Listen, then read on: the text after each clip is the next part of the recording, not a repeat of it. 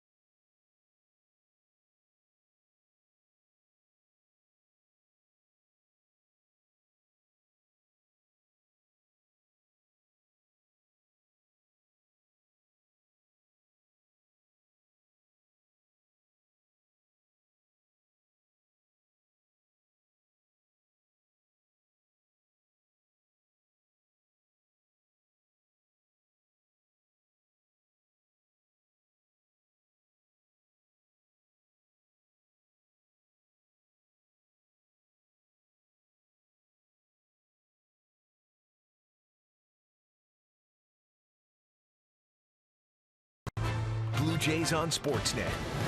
Presented by the all-new Honda Civic, now available with Turbo, the 2016 North American Car of the Year.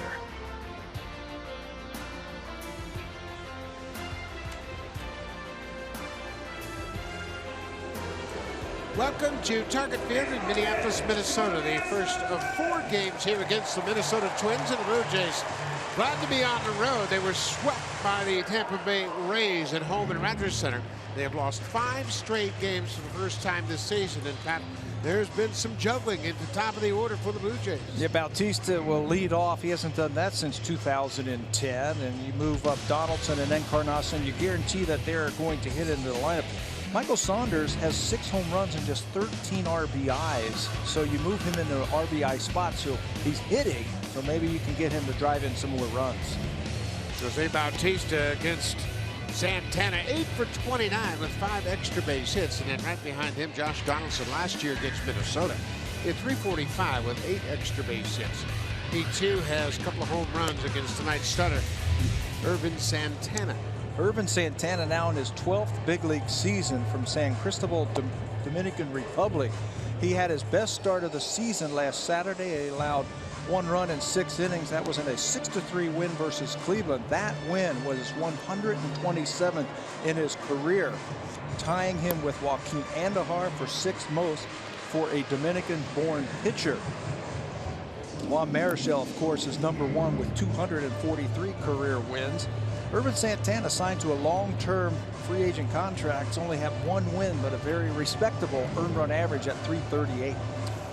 Defensively, the Twins have had problems catching the ball. They have committed 25 errors. Only the Oakland A's have committed more errors this season. Oakland's made 30. Arcia, Santana, and Sano in the outfield. On the infield, Kretschmer and Trevor Plouffe at third. Nunez and Dozier up the middle. Joe Mauer at first base. And the catcher, a very good catcher, Kurt Suzuki, will handle Santana tonight. Twins committed a season-high 3 errors in their last game. But Brian Dozier, the second baseman, was a 2015 All-Star. He's a finalist among AL second basemen for the Gold Glove voting. He had 8 errors last year in 157 games. He's got 2 so far this year. First pitch of the game to Bautista is outside, and we are underway. Well, Jose has certainly done his job getting on base. Bautista checks his swing. It's ball 2. Bautista, .374 on base percentage. And you talk about mixing it up and looking at your stats, he is really hitting well in this ballpark. He has crushed it here in this ballpark. 6 RBIs in his last 7 games, 35 walks this year, 11 home runs in 17 games here. 3-0. There's the first strike of the ball game. And we give credit to Jose. He's a free agent at the end of the year, but he has maintained his game plan, and he hasn't gone outside the strike zone trying to force his numbers. He has taken what the pitcher has given him. Base hit into left field. Sharply hit on a 3-1 pitch, and Bautista is aboard. The threat at the top of that lineup, you better be careful. First of all, Jose Bautista gets himself into a fastball count and gets a fastball right over the middle. And right now, Ervin Santana's got to feel lucky that it's not 1-0. That ball was hammered to left field. Josh Donaldson did not play in the game last night in the series finale. He was 1 for 8 in the Tampa Bay series. His only hit was a double. Batting .353 for the season. That is way off of where he was a year ago in batting average. He was up over 300 on this date last season. And what pitchers have been doing to him, they've really started slowing down the pitches to him. Really messing with his timing with slow curveballs. Santana doesn't have that kind of pitch, so that might be a good matchup. He's a fastball slider guy. He has a changeup, but no slow breaking ball. Not the type of slow ball that we have seen from the pitchers lately. This is popped up. Shallow left field. Nunez out. He gives way to Arcia, the left fielder, who makes the catch. Well, let's take a little closer look at tonight's starter for the Minnesota Twins, Ervin Santana, in his 12th big league season. There's the fastball. It's down to 92. When he first came in, he could get it up there at 94 or 95. Now he's going to have to pitch with it at 92 miles an hour. He throws it 52% of the time. Slider and a changeup. He needs to hit his spots and change speeds. If not, he can get knocked around. Told you he won his first game of the season in his last start against Cleveland. Edwin Encarnacion is batting 3rd tonight. He goes after the first pitch, and that's over the dugout, out of play. Edwin, like Bautista, has hit well in this ballpark. Edwin, for his career, a .309 hitter with 6 homers and 16 RBIs here at Target Field.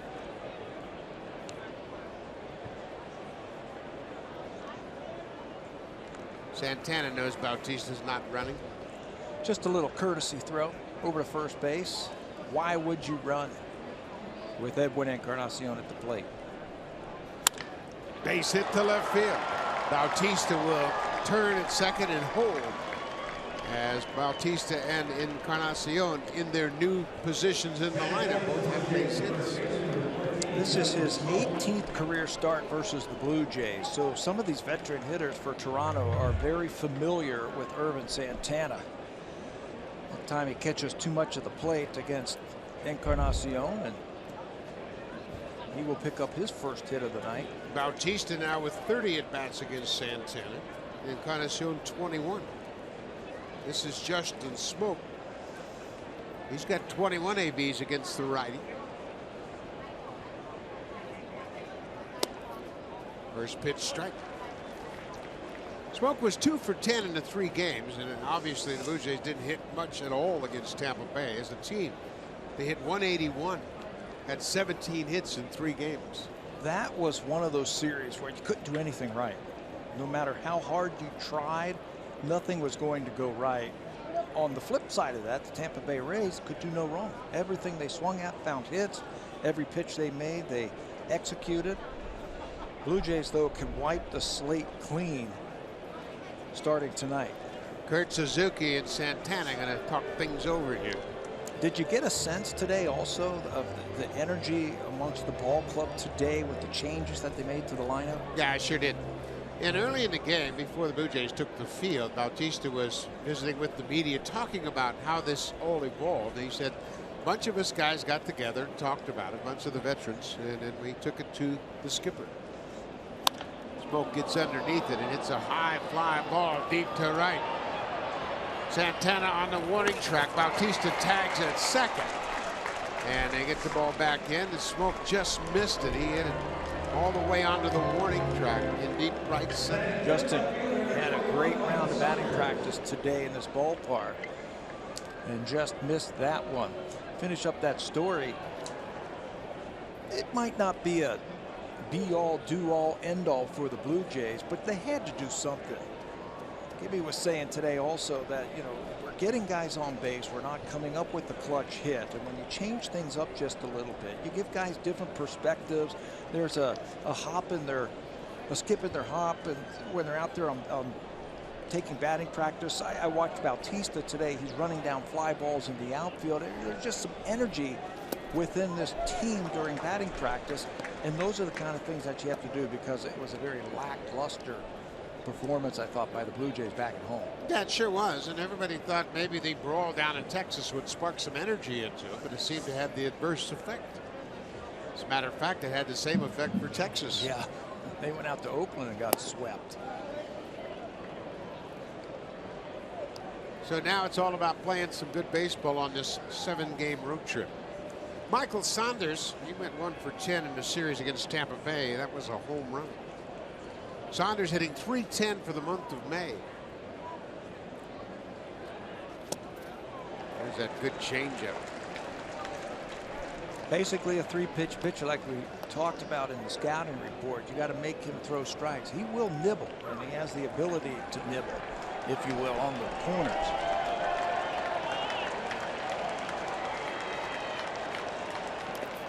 Into there, Suzuki keeps it right there.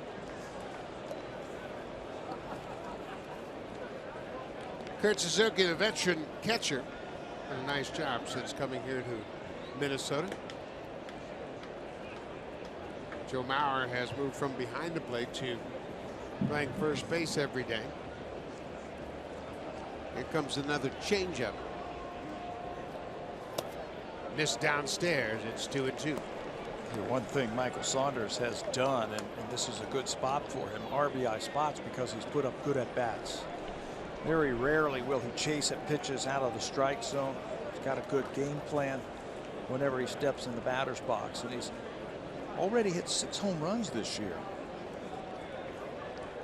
There goes Encarnacion. Ball is bounced. Mauer goes wide at first. He'll flip to first, just ahead of Saunders, and the inning is over. Blue Jays get a couple of hits, but strand the pair. When we come back, Marco Estrada will take the mound to try to get this club off to a good start.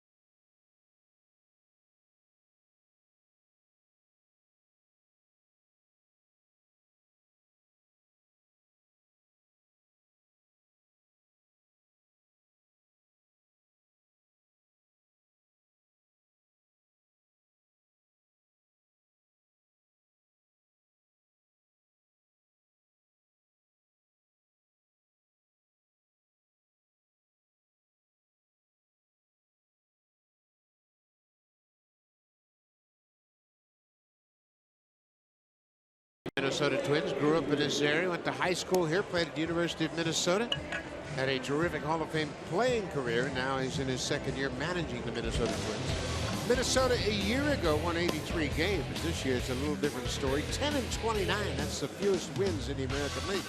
Trevor Plouffe in a 4-game hit streak 7 for 17 over those 4 games with a couple of RBIs. And then the left fielder Osvaldo Arcia is in left field. 346 average against the Blue Jays with a pair of doubles. This has been a very, very tough season for the Twins so far. Yes, it has. Marco Estrada, originally drafted by the Washington Nationals in the 2005 draft. He's also pitched for the Milwaukee Brewers. 7 starts this year, 289 earned run average, 43 2/3 innings. You see up there for Estrada. They have only been able to score him 10 runs this season.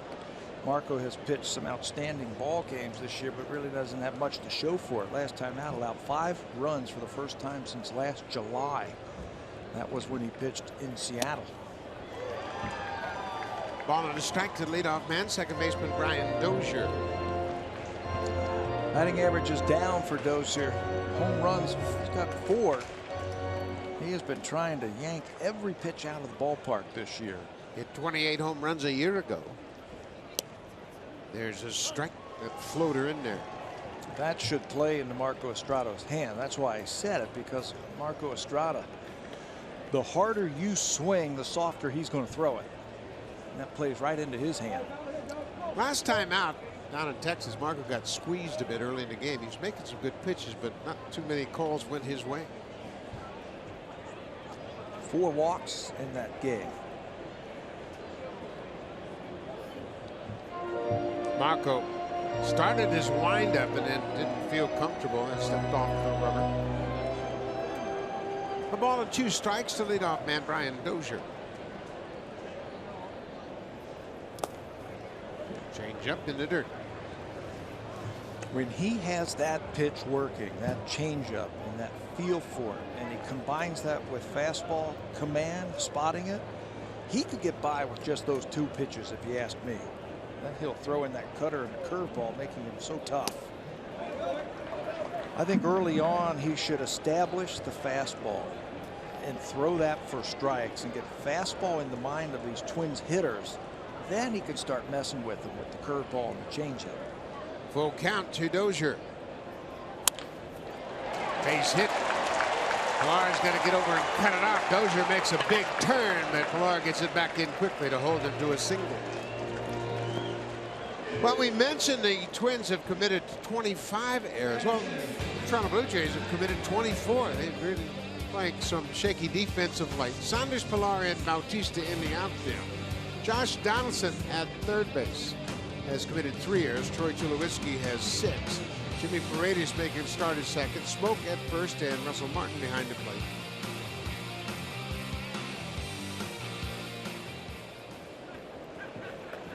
Leadoff single for Dozier.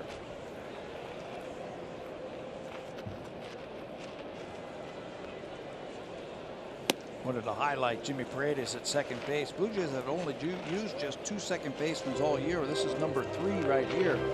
Paredes playing second base for the first time this year. He's in there to spark the offense. He played third base last night for Josh Donaldson. He'll be in there at second base tonight just to try to get that bat in the lineup. Nunez bunts at it and bunts right through it. It's 0-2 to the number 2 hitter, Eduardo Nunez. Nunez up to a good start, 340 average. He's been filling in all over the place. Eduardo Escobar is the shortstop. He's currently injured. So Nunez has been filling in at short, and Molitor says when Escobar comes back, he's going to figure out a way to keep Nunez in the lineup. In that super utility role, he can play any infield position. We've also seen him in the outfield when he was with the New York Yankees. And right now, if you're struggling like the Minnesota Twins are struggling, this guy's hitting 340. You got to find a spot in the lineup for him. Fastball off the plate. It's 2 balls and 2 strikes, and the second consecutive at bat. Estrada got ahead quickly and then couldn't finish off Dozier, and now it's a 2-2 count to Nunez. Line drive to left. Saunders comes in and makes a head high catch. 1 down.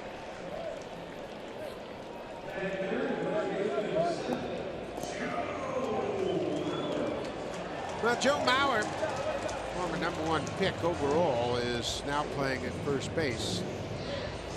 He just never really developed the power that everybody hoped he would, especially the Twins, but he's had 3 batting titles. A very good hitter and a career 300 hitter. He did 1 year.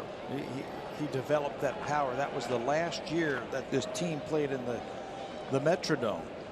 But since they have moved into this park, he has got that opposite field swing going big time. The inside out, let's hit it the other way type of swing to keep that batting average up.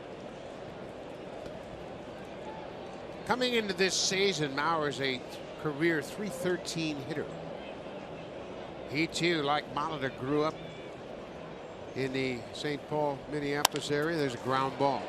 Nunez will miss it as Paredes went right to it, and there's the throw to third. It's not in time. Dozier going into second base, cut in front of Paredes at second, and may have distracted, but went right through his legs. You know, that's why we highlighted him in the defense, because he hasn't played a lot of second base in his career. He's in the lineup to try and spark this team offensively from that position.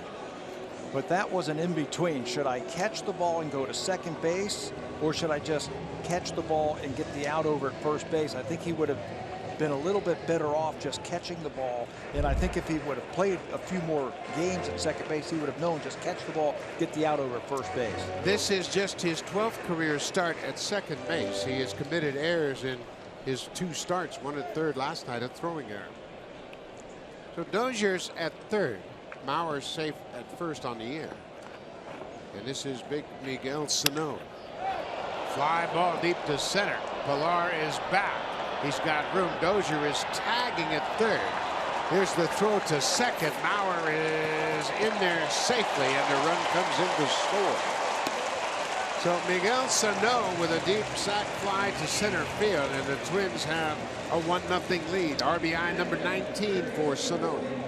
That has been the problem for the Minnesota Twins offensively, being able to play fundamental baseball offensively. They haven't been able to score runs with sacrifice flies. They haven't been scoring a whole lot of runs as it is. That RBI right there by Sano, that's their team leading 19th RBI. Trevor Plouffe, the third baseman. We mentioned he has a 4-game hit streak. 2 outs, a run in. Minnesota has taken a 1-0 lead.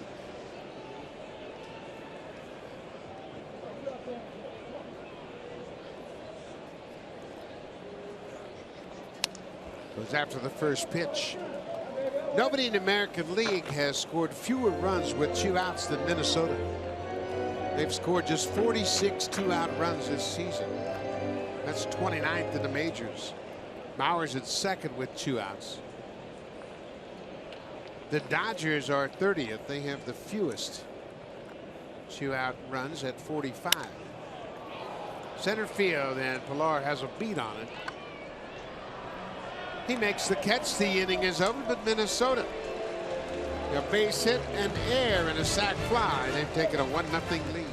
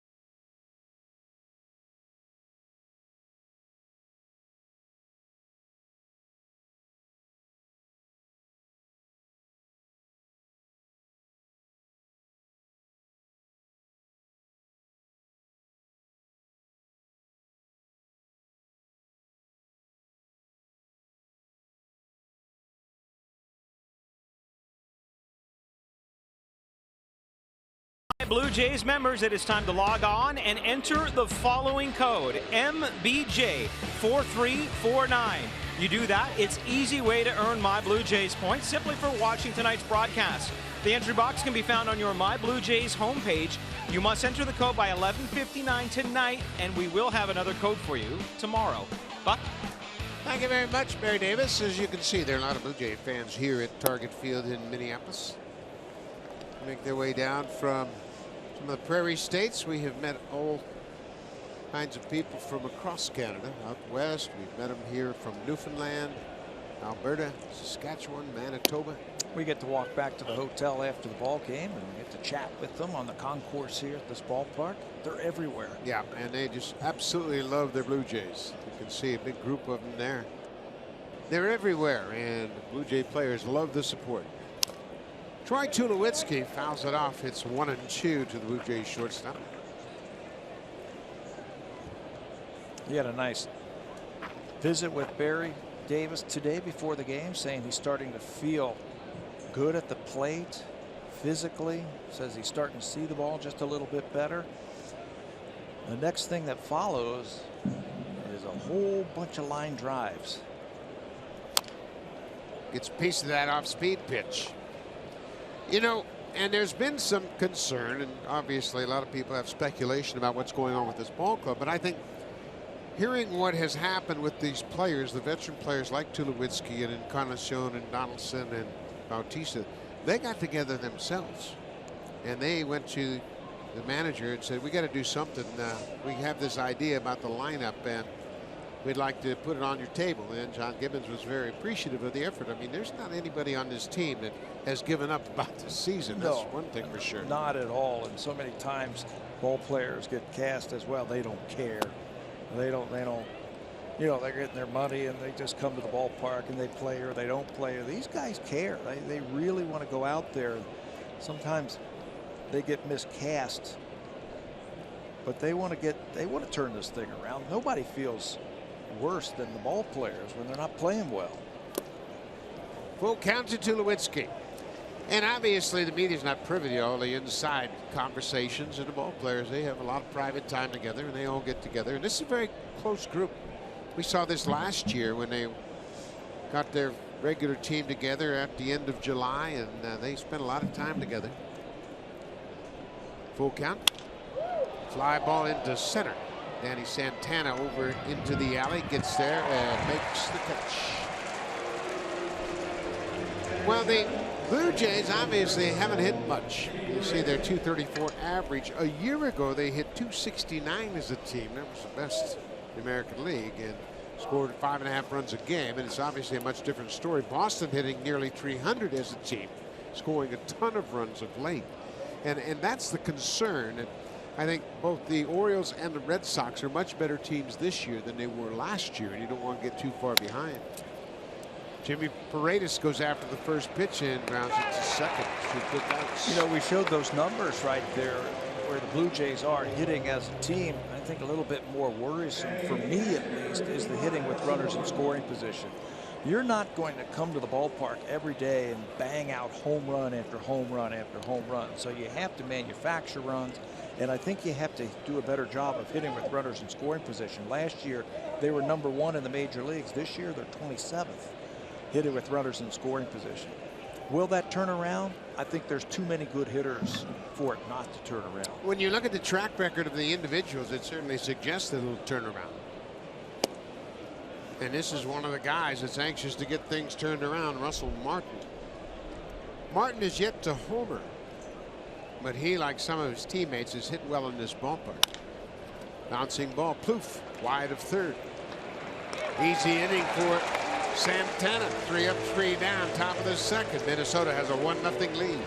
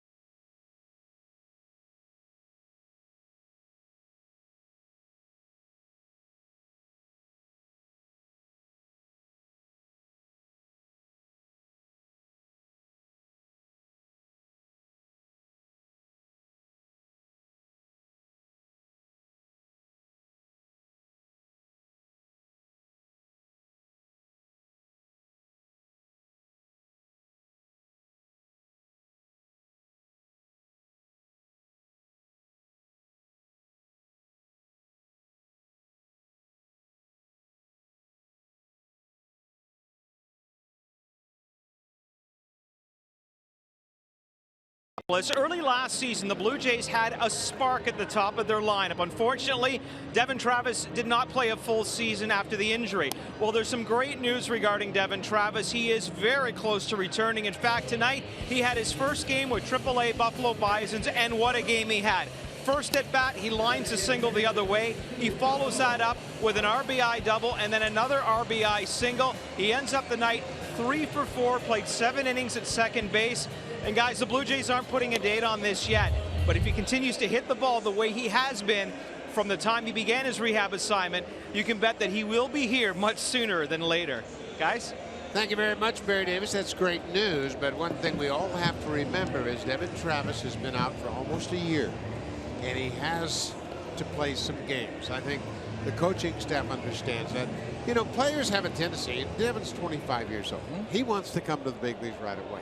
But what's the problem getting 10 more games down in the minors and getting 35 or 40 at bats before you come up here?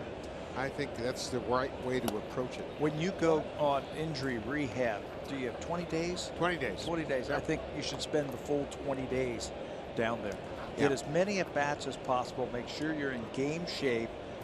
See everything, if you will. That is about 3 weeks worth of games down there. Yeah. Then you're ready. You play probably 18 games or so, maybe 3 at bats at a time. I think close to 50 at bats, and I think that's when you'll have a pretty good idea. If you were to think of it this way, it's the same as going through 50 at bats in spring training. Spring training. That's exactly how I was thinking of. 20 days, 20 games. This is Byung-ho Park. Big power hitter, first year after signing with the Twins. Park is from Korea, and he's got some power. Not this time. First strikeout of the night for Estrada.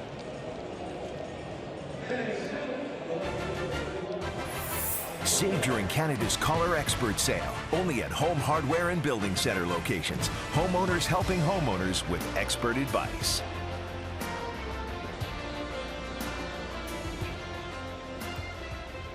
Beautiful ballpark here in Minneapolis, and they've done a great job. 23 degrees at the start of play. It's absolutely gorgeous.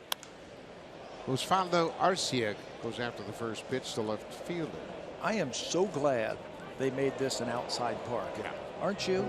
Well, you know, we all hated going into that Metrodome and going inside on a gorgeous afternoon, and it was such a bland atmosphere, but this is spectacular. Yeah. I mean, this has got baseball written all over it.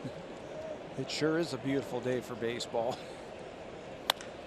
There's a deep drive down the right side, but that's going to hook foul into the seats. We didn't care much for it in April a couple of years ago when there was snow on the field and there were icicles hanging from the seats. But like a day like today, it's spectacular. 0-2. Changeup. Weekly hit to Smoke. He'll flip to Estrada, and Arcia is retired. 2 down. Justin Smoke, one of the premier defenders at first base, and now he's getting regular playing time, so the bat's coming around as well. Boy, defense is so important. He's made a couple of nice plays over the last week or so. There was a line drive yesterday that he snatched out of the air. Plus, it's also very settling. If you're an infielder and you make a throw that's not on target, he's going to pick it for you. Yep, he'll scoop it out. Kurt Suzuki has 999 career hits. He has 3 hits in 7 at bats against Marco Estrada. Suzuki was originally drafted by the Oakland A's. Good cut there. Suzuki signed as a free agent to come here to play for the Twins. And he does a nice job behind the plate. He played his college ball at Cal State Fullerton. He always seems to fight off people every year that are going to come in here and take his job. John Wright Murphy was brought in over here from the Yankees, and it's Suzuki being the catcher this year. Kurt started his career in the big leagues in 2007 with Oakland.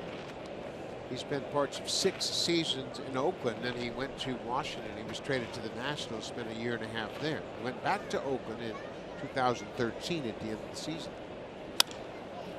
Fly ball. Shallow center, long run for Pilar. He calls for it and makes the catch. 3 up, 3 down in the second. We'll go to the third. Blue Jays are down a run. Kevin Pilar will start things off. Then back to the top of the order. Bautista has singled, then Josh Donaldson.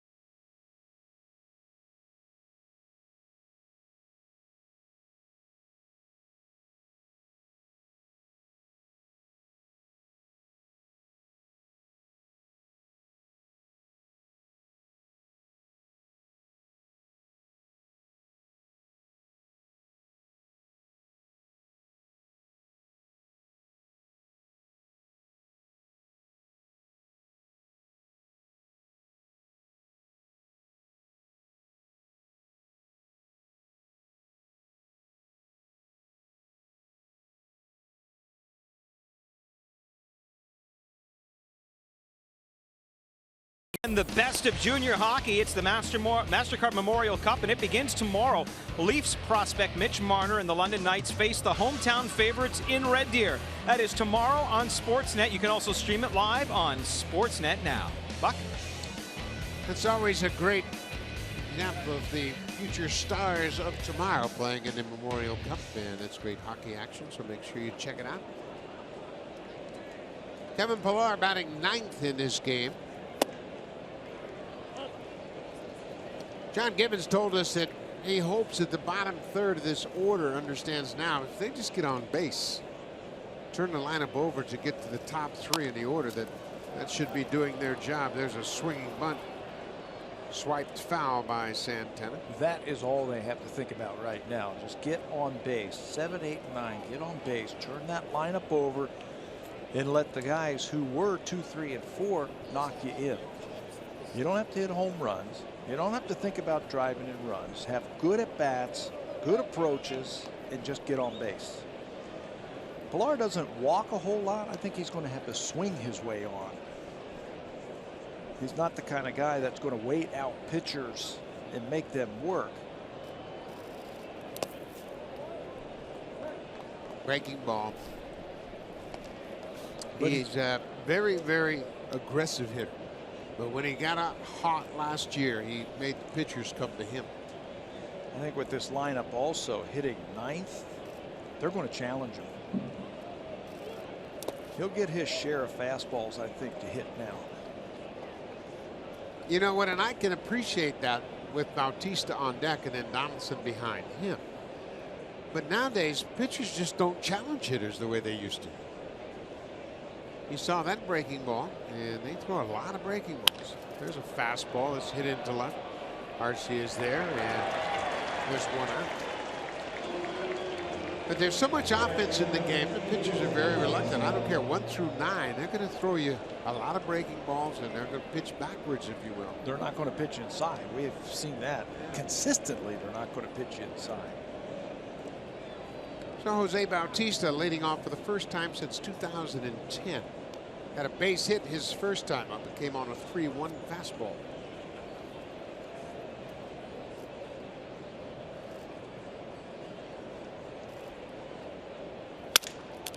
Broken bat right out the end of the bat. Bautista got a fastball and Santana. 2 quick outs here in the third. That ball looked like it might have cut a little bit. That's the proper use of a cutting fastball right there. First pitch, you're going to throw it. It looks like it's going to be on the corner, and then it's just going to cut, and you're going to hit it right off the end of the bat. Watch Jose go after this ball. Look at it cut away from it. He gets it off the barrel, hits it off the end of the bat, and all that's left in his hand is the handle. That's good execution of a cut fastball. Yeah, and Bautista is being asked about that pitch, and some of the other hitter, you could see he reflects the fact that it moved away from him and hit on it right off the end of the bat. Josh Donaldson popped out to the left fielder his first time up.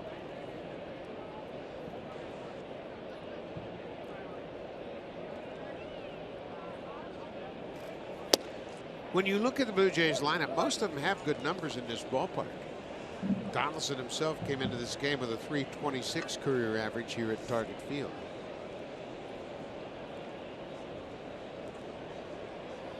When this ballpark opened up, it was a pitcher's ballpark. At least that's what everybody was telling us before we got here. Then the Blue Jays showed up and started banging balls into the stands, and they're like, this must be a hitter's ballpark. That was really interesting. It was 2010, the inaugural year of this beautiful ballpark. And the Blue Jays came in right at the end of the season, and everybody said, well, you guys aren't going to hit any home runs here. They were hitting home runs all over the place. I think Edwin had 5 home runs in this series, and he was eventually named American League Player of the Week because of that great series here in Minnesota. Santana pumps the fastball by Donaldson. 8 straight set down by Santana since the Encarnacion single in the first.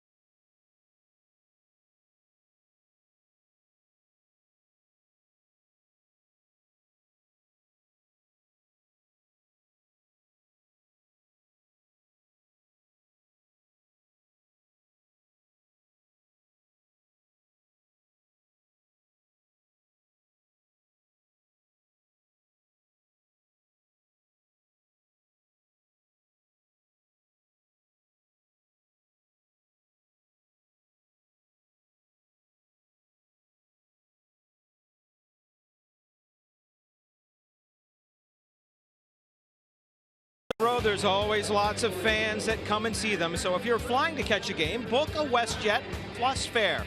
It's more than a seat, it is a premium experience for a smart price. Buck? Beautiful shot of downtown Minneapolis. The Blue Jays are here for a 4-game series, and they have seen a lot of Blue Jay fans, and they are all decked out in their Blue Jays gear. Blue Jay colors. Blue Jay lipstick. Danny Santana drops down a bunt, and a nice play by Donaldson. It was bang, bang at first, but Santana beats it out. I think everybody in the ballpark knew that Santana was going to try and drop a bunt down. The Blue Jays did, Josh Donaldson, Estrada, everybody did. But when you put one down as perfect as this bunt and you can run, you can see Donaldson call off Estrada. He does everything he can. Santana just outruns the ball. I don't think they're going to check this one. He's on the base before it goes into the glove, so Santana's got an infield hit. He certainly beat the throw. Good play by Donaldson, and they were guarding against it, but sometimes when you execute perfectly, you can't do anything about it. There he's on the base. Look at Smoke trying to cheat right there, pull his foot off. He is on the base. Santana has 7 stolen bases, but he's been caught 4 times. They have been having trouble scoring runs. Would not shock me to see Paul Molitor trying to play hit and run, hit behind the runner, steal, anything. Dozier, he's looking for a first pitch fastball here. Well, Molitor Chu might accomplish 2 things if he puts the hit and run on with Dozier. It'll stop him from thinking about hitting a home run. And it'll concentrate, make him concentrate on the baseball. Maybe get the infielders moving around a little bit. Not running here. Another changeup. It's a ball on the strike. Dozier looking down at the third base coach, Gene Glynn.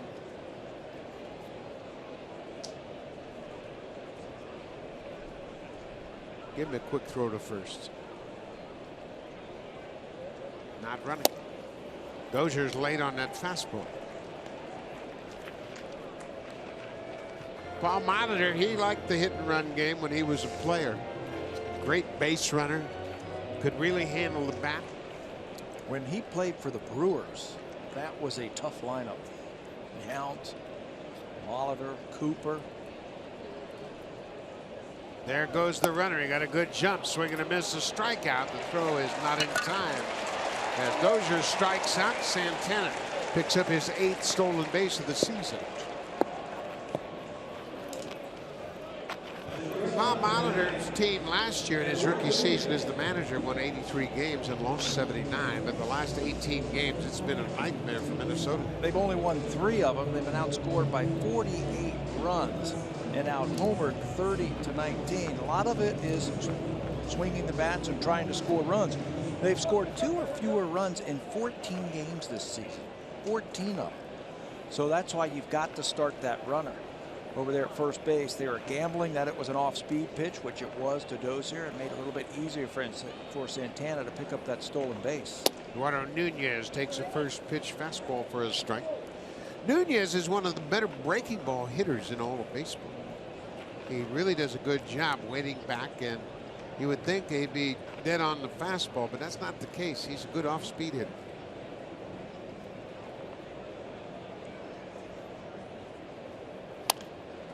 I hope they picked up on that, because there was a fastball right there. A couple of 89-mile-an-hour fastballs, and he was tardy. Hit the ball to the right side. They've got all those numbers, the scouting reports, and what he likes to hit. And Blue Jays have picked up on that. A couple of fastballs. Santana with good speed at second. Walking to get a big lead.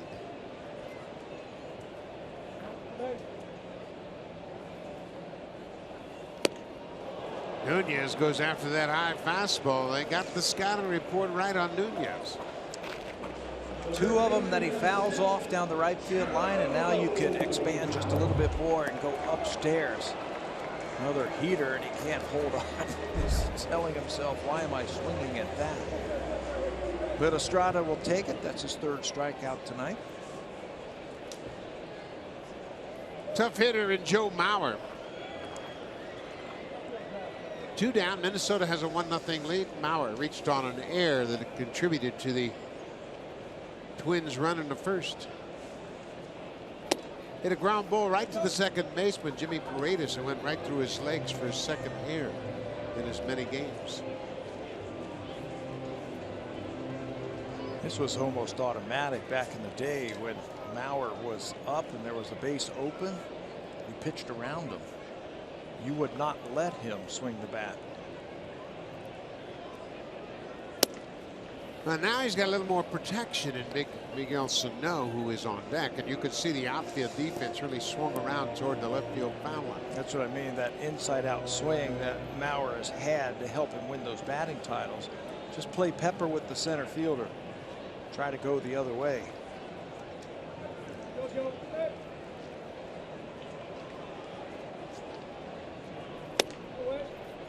Staying with that fastball, and it's been good for him early on.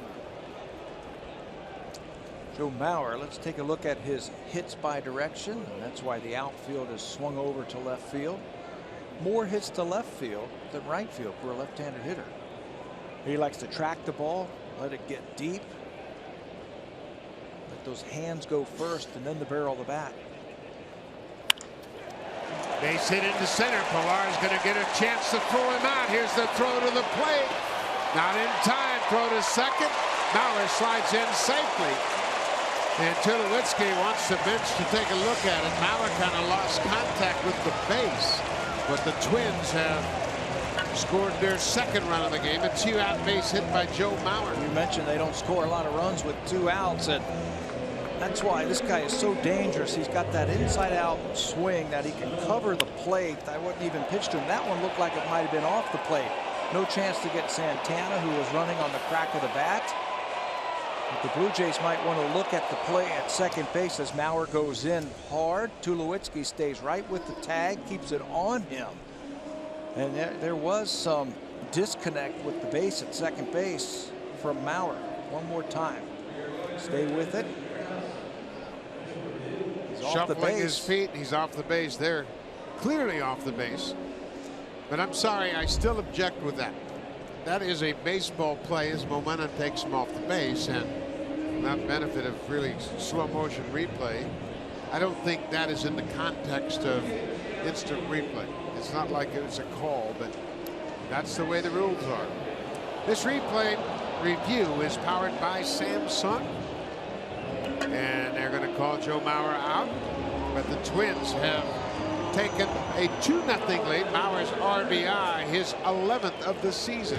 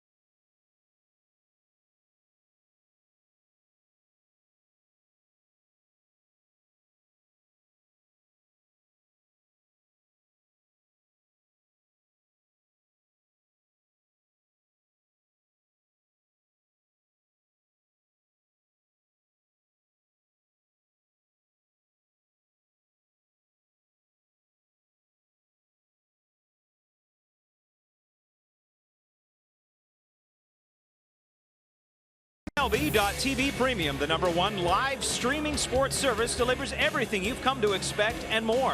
Watch every out-of-market game live and in true HD on over 400 supported devices. Includes a free subscription to At Bat Premium, the #1 app for live baseball.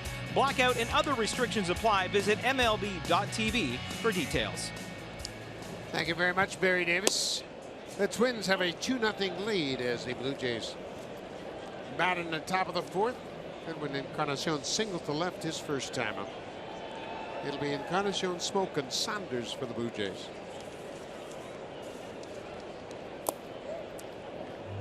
Well, we are starting to see this all the time now in baseball. Infielders holding that glove right on the runner. The momentum takes them off the bag momentarily, and you will get the call. I don't agree with that at all. Yeah, I don't like it either. No, it is not in the context of a baseball play. Mauer was in there safely. He beat the throw from the catcher. And Tulowitzki, and I don't blame him for holding the glove on him, and that's the way the rules are interpreted right now, but I don't think you should have the ability to look at it frame by frame from inside in slow motion from 10 different angles. Keep it on the field. I'll take the out because it's the Blue Jays, but I don't. It just seems kind of I don't know. It's like a video game. Encarnacion strikes out. Donaldson struck out to end the third. Now Encarnacion a strikeout here in the fourth. Second strikeout for Santana. You know, that play is different as we take a look at this one more time. It's a changeup to Encarnacion. It's not like oversliding the base where you're out of contact with the base. You're just aggressively going into it and standing up, and you momentarily get off of the base. That's why I don't like it. No. Next thing they'll be doing is putting Velcro on top of the base, and you'll have to have Velcro shoes on, and you go there and you stick to the base and you never come off.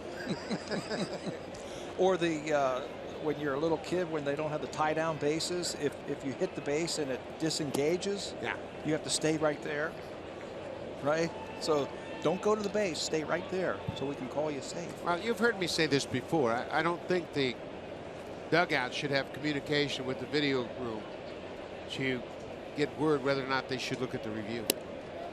If you think in the dugout on the baseball field that the call is wrong, then challenge it. But I don't think you should have a team of experts up in the video room watching frame by frame baseball to determine whether or not you want to review it.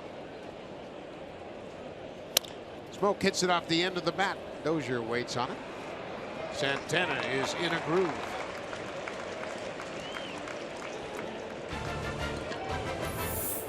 The all-new Honda Civic, now available with Turbo, the 2016 North American Car of the Year. Beautiful evening here in Minneapolis, the first of 4 games against the Twins. The Blue Jays won the series a year ago, 5-2. The Twins got off to an 0-9 start this season.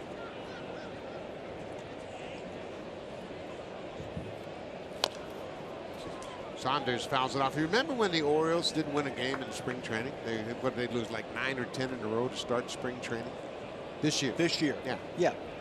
And then everybody said, well, they're terrible. They're going to be awful. And then they got off to a great start. And now they're atop the American League East, half a game ahead of the Red Sox. But nobody saw this coming. No. This is a team that won 83 games last year, the Minnesota Twins. Maybe they played a little bit above their talent. I went around and asked some of the Minnesota people who've been watching this team all season long, and I asked them that question. I said, did you see this coming? And they said, to a man, no, they didn't see it. They thought maybe we were playing over our heads a little bit last year, but we didn't see 10-29, which is their worst record through 39 games in their franchise history. Well, it's closing in on the 62 Mets. Give you an idea how bad this start has been. The 1962 Mets were 12-27 after 39 games, and Paul Molitor, he knows all about baseball history. This is really unprecedented for this organization. I look up at the flags here down the left field line and see all the championship type banners and flags and division championships and World Series championships, and people are shell shocked here in Minnesota how bad it has been here the first 2 months or so of this season. Saunders hits it to left. Garcia just on the edge of the warning track, and Santana has retired 12 straight.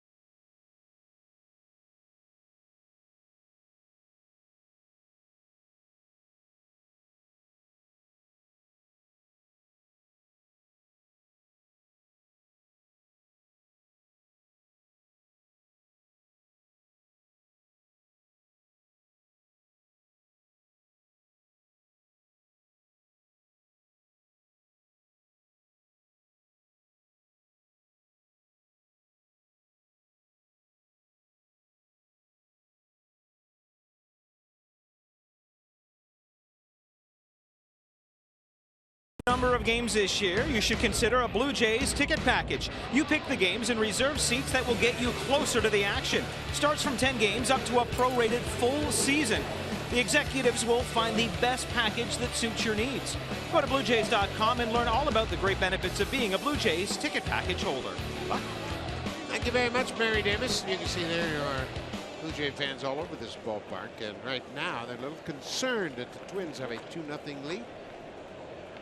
Miguel Sano,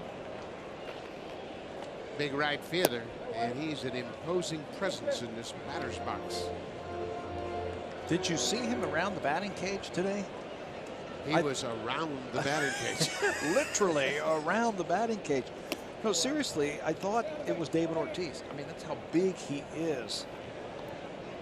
Talking to some of the Blue Jay batters today before batting practice, looked over, glanced over and said, what's David Ortiz doing here?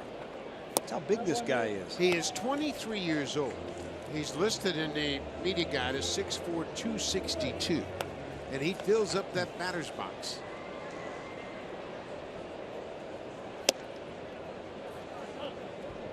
Big power hitting right-hander. He is naturally a third baseman. He's trying to get acclimated to playing in the outfield. And he will strike out a lot. He's got 3 errors in the outfield trying to get used to that position change. And you can pitch to him. You can find holes all over his swing, but if you make a mistake, he can hit it a long way. Strike 3 called. Sano strikes out, called looking. That's 4 strikeouts as Estrada catches the bottom of the strike zone with his pitch. Sano not real familiar with Estrada, and he crosses him up by throwing a fastball right down the middle. That's a classic example right there of a hitter looking for an off-speed pitch and a pitcher pitching using his fastball. Marco has used the fastball very effectively early tonight.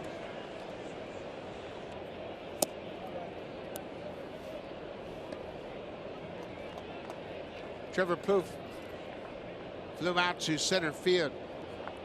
His only time up. Fouls this one back into the crowd.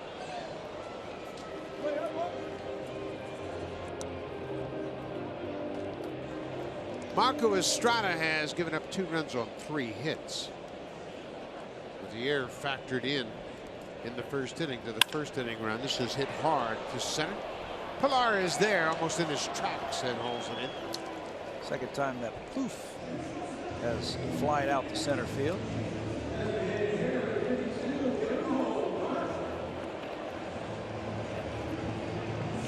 Young Ho Park, he struck out his first time up.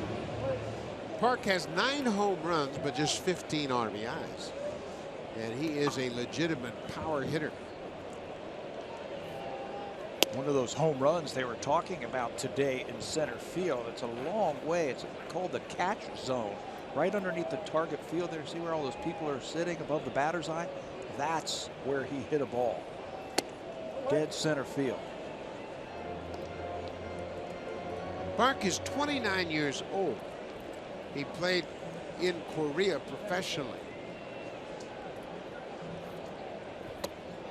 He played his past 5 seasons with the Nexen Heroes of the Korean baseball organization. That's the major league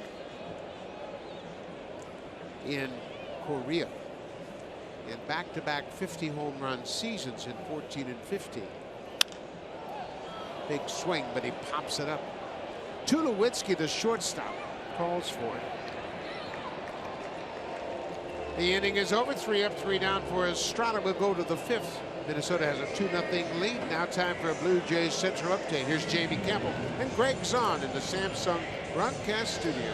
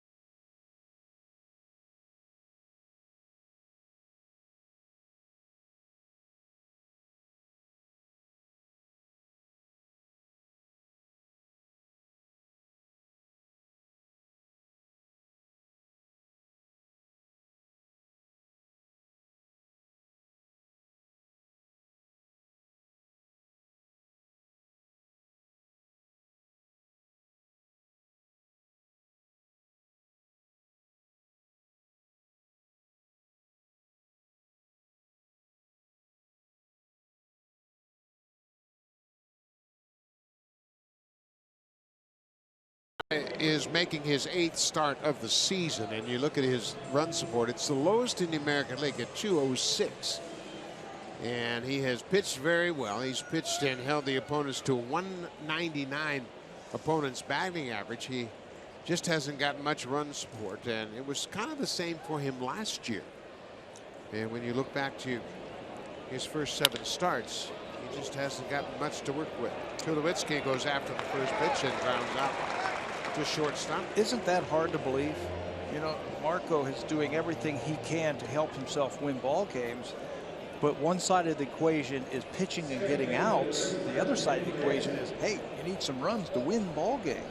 He's made 7 straight starts with 2 runs of support, no more than 2 in all 7 games. And that's the longest stretch by a Blue Jays starting pitcher since Jesse Litch in 2007 got off to a similar start. But Estrada's really pitching well. Just doesn't have much support to work with. This is Jimmy Paredes. Well, you just keep doing what you're doing, right? Eventually it will turn. Just keep holding up your end of the bargain. Eventually the guys are going to turn it on and you're going to start winning ball games. Well, the tough part for the pitcher is to say, well, man, I'm pitching as well as I can, and can I keep it up for the next 20 games? You know what's impressive about what we have seen from Marco so far this year? He's doing it in the American League. That's with the designated hitter and the deep lineups and some of the great teams that we have seen already this year in the American League East. Some really good offensive teams, and Marco has gone through them quickly. 1-2. I've got something in historic perspective regarding that. Since the introduction of the DH in 1973, there have only been 2 pitchers that have held hitters to a lower opponent's batting average than Marco Estrada. Since '73. And that was the year the DH came into town. Juan Guzman has the lowest opponent batting average through 35 starts. Ground ball. Bauer gobbles it up and leaves Santana just in time. But Estrada, through his first 35 starts in the American League, has given up an opponent's batting average of 206. Juan Guzman in his first 35 starts, 194 opponent's batting average. And number 2, Jeremy Hellickson with Tampa Bay. He pitched to a 205 opponent's batting average. And Estrada's third. And 35 starts is basically a full season. 35 starts, a 206 batting average. Pretty impressive. Russell Martin batting with 2 outs. Blue Jays haven't had a base runner since a 1-out single in the second. Santana has retired 13 straight.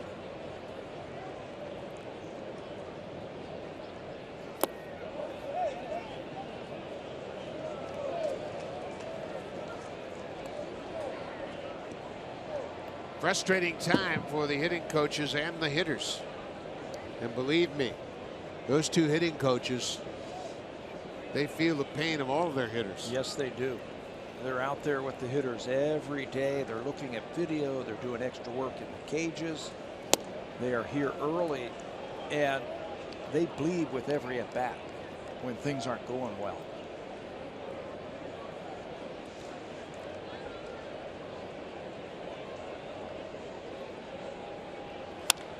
Russell Martin with a base hit. That'll snap that streak of 13 straight retired.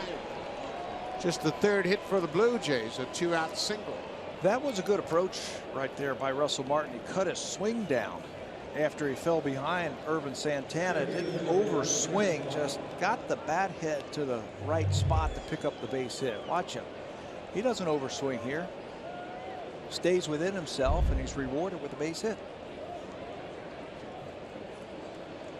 Kevin Pillar lined out to the left fielder. You and I both played. We were fortunate to play a long time. And when you go through these streaks as a hitter, the natural tendency is try to hit the ball hard. And the worse it gets, the harder you swing. And we've seen that with some of the Blue Jay hitters. Sam McDowell used to say, try easy. And I never understood what he meant by that. How do you try easy? Well, you just slow things down. in your mind. Slow the game down as much as possible. And then all of a sudden, the game starts slowing down and your batting average starts going up. You have said this often during our years of broadcasting, is whenever you put yourself in a position where I have to get a hit, it never works. You're not going to get a hit. Or I need to do this. I need to get a base hit here. Talking to some sports psychologists, they said those are actually negative thoughts that you are permeating inside your brain. Negative thoughts that enter your mind while you're sitting at the plate. Hitting is hard enough. You start bringing in all those negative thoughts, it's almost impossible to hit. 2 balls and a strike to number 9 hitter Kevin Pillar, trying to keep the inning alive. Went out, hit that ball away from him, fouls it out of play.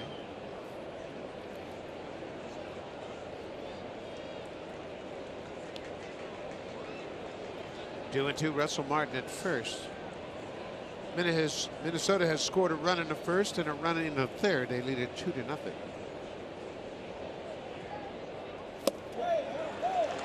Pillar strikes out. Third strikeout for Santana. Blue Jays leave a base runner.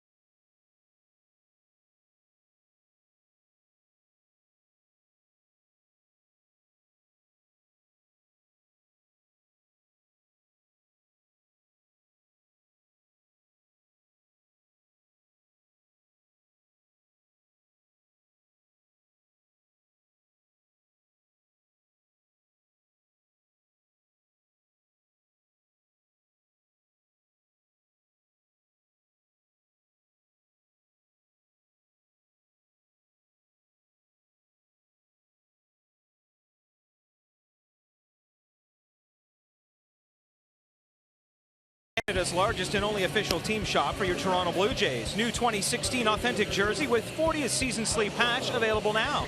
Get yours today at jshop.ca. Buck, just to follow up what you guys were just talking about, spoke to DeMar O'Hale today, and he said the worst thing they can do as players right now is A, look at the standings and see where the team is, and B, look at their own personal numbers and see what they need to do to get them back up to where they should be.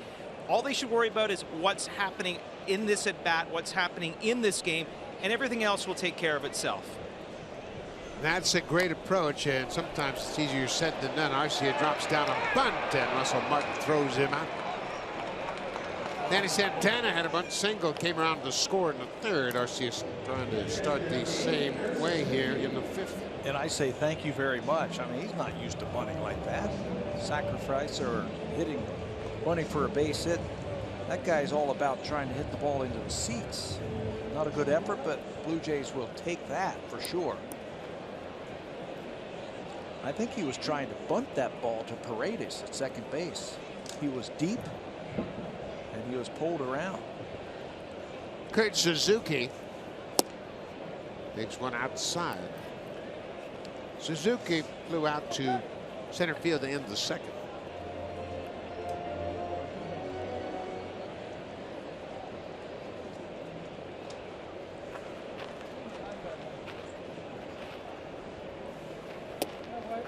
Suzuki was an all-star in 2014 and played in the All-Star game right here in Minnesota. We mentioned he played college baseball at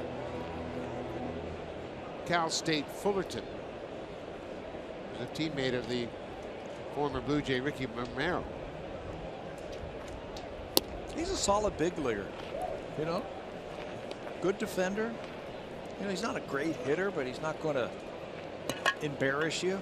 He's going to put up some good at bats for you. He's got a .255 Major League batting average. And he needs one more to get 1,000 big league hits. One more. You can do that on Monday. Yeah. 3-1 to Suzuki. Ball 4. First walk issued by Estrada.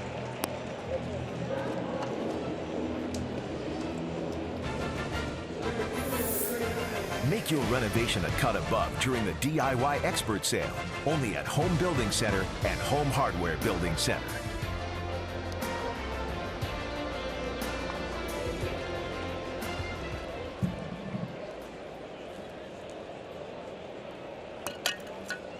Danny Santana had a bunt single to start the third, stole second base and scored on Joe Mauer's 2-out RBI single.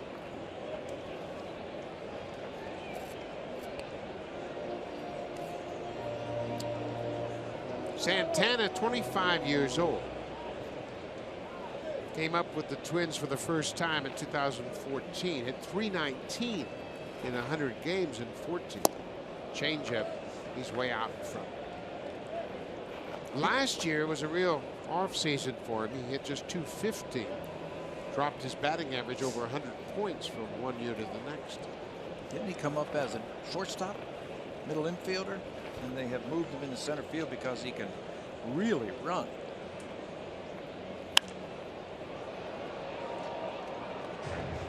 They liked him so much in center field that they sent Byron Buxton down, one of their top prospects, and traded Aaron Hicks, who was a center fielder.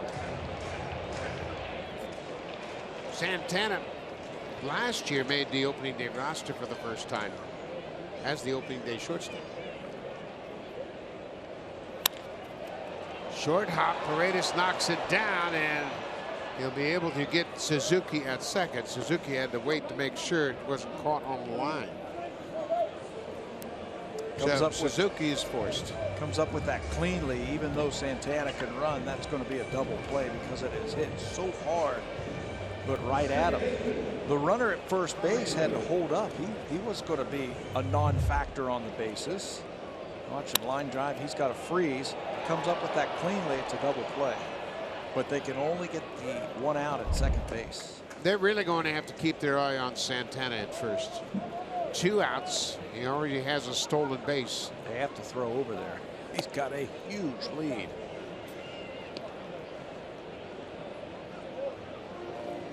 Leadoff man Brian Dozier has singled and struck out.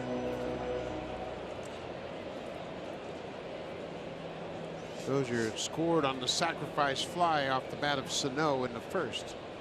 Boy, he got a running start. Don't even bother, Russell. Santana guessed perfectly. I mean, he was 3 strides to second before Marco Estrada ever made a move to throw it to the plate. Watch this. 1, 2, 3, 4, 5, and now the ball gets out of his hand, and he's halfway to the base. So I thought they might throw over there. Timed that perfectly. 9th steal for Santana. Changeup for a strike. 2-1 now to Dozier. Mentioned the Twins, 29th in the majors in 2 outs run scoring, and they scored one in the third on Mauer's RBI base hit. Dozier gets jammed with that fastball.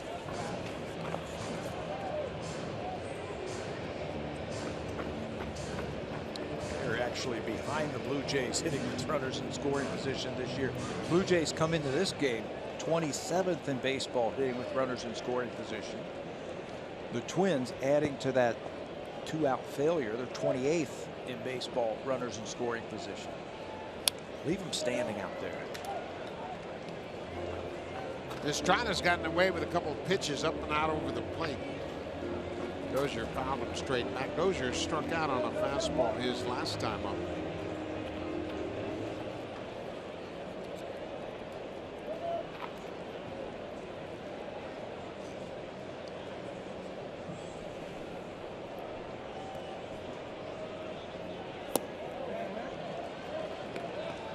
Full count. Eduardo Nunez is on deck if Dozier can keep the inning alive.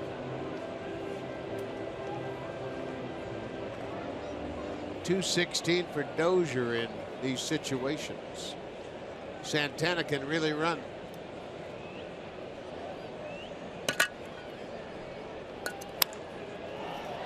Popped up, shallow left field. Pilar calls for it. Saunders gets out of the way. Center fielder makes the catch, and the Twins leave a base runner. We'll go to the 6th. Minnesota behind Edwin. Santana has a 2-0 lead.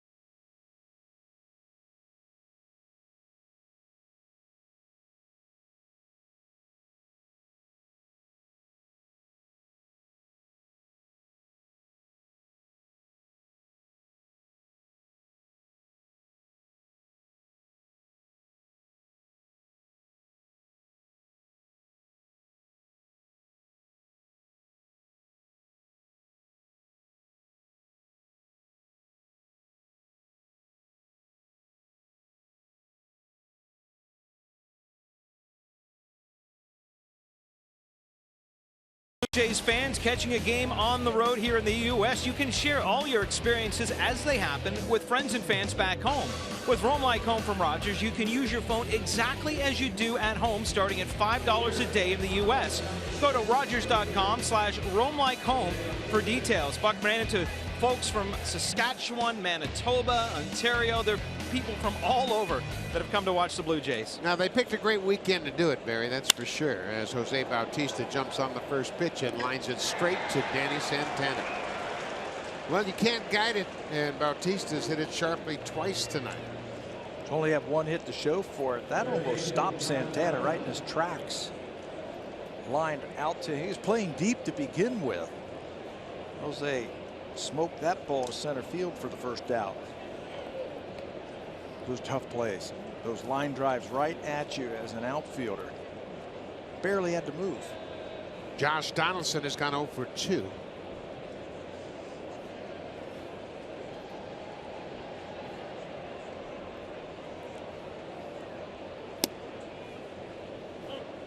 Santana, we mentioned he has just one win this season, but this guy has been a big winner in the past. Last year he was suspended, missed the first 50 games of the season.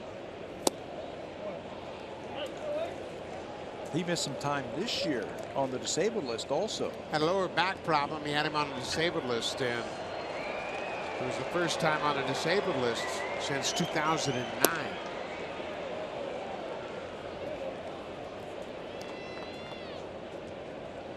He was actually suspended for 80 games to start the season last year for violation of the Major League Baseball's Joint Drug Prevention and Treatment Program. He has thrown a no-hitter in his career. Threw a no-hitter in 2011 while pitching for the Angels. That was in Cleveland against the Indians on July 27th. And he came this close to being a Blue Jay. Remember that in spring training? He was a free agent. Yeah, that was a weird thing. I don't know if anybody ever really got to the bottom of it, but it sounded like he was ready to sign and then had a better deal. Ended up signing with Atlanta. Signed with Atlanta. Supposedly the players went around and said, okay, I'll pool in some money here to try and help out to sign Santana, but at the last minute Atlanta lost 2 pitchers in a matter of 2 days in spring training, and Santana ended up signing with the Braves.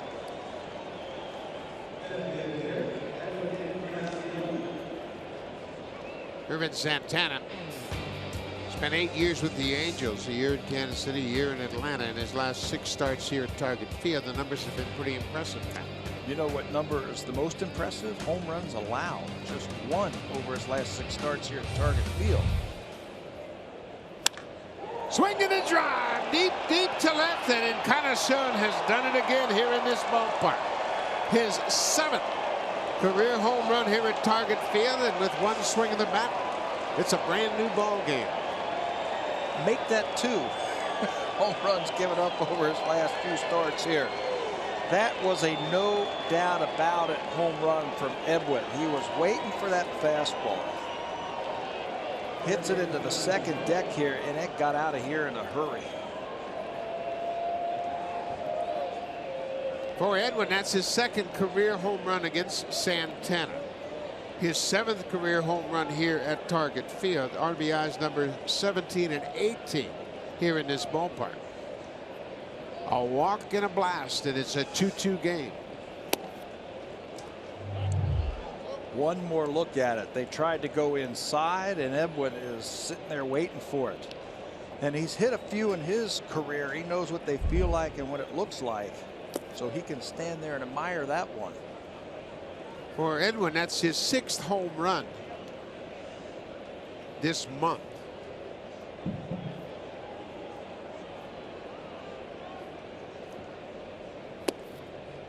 It's his 9th home run of the season and 3rd that he's hit on the first pitch of an at-bat. Boy, that is a welcome sign, and Marco Estrada back in a tie ball game.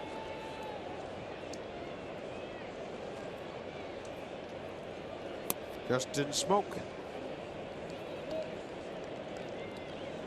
3 balls and a strike to Smoke. 3rd time through now. 3 pretty good at bats this inning. Bautista lined it deep to center. Donaldson walked, and Encarnacion homered.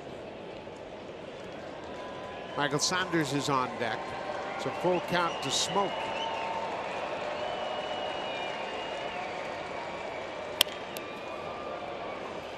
One hopper to Nunez at short. 2 down. Well, Encarnacion in the 3rd spot in the order tonight is 2 for 3. Bautista leading off. He's 1 for 3. Donaldson walked to set up that 2-run home run. Santana has allowed just 4 hits, 2 of them to that man right there. Remember in the playoffs last year against Kansas City, the scouts were talking about, the scouts that followed the Blue Jays for the month of September were talking about, you always have to be aware of where you are in the Blue Jay lineup, where Bautista, Donaldson, and Encarnacion are hitting. And it always seems like they were coming up. Well, the Blue Jays now put those 3 guys back to back to back, 1, 2, 3, guaranteeing them more at bats. Why wouldn't you? Well, Bautista, he's been up 3 times. Top of the order has been up 3 times. Michael Sanders 0 for 2.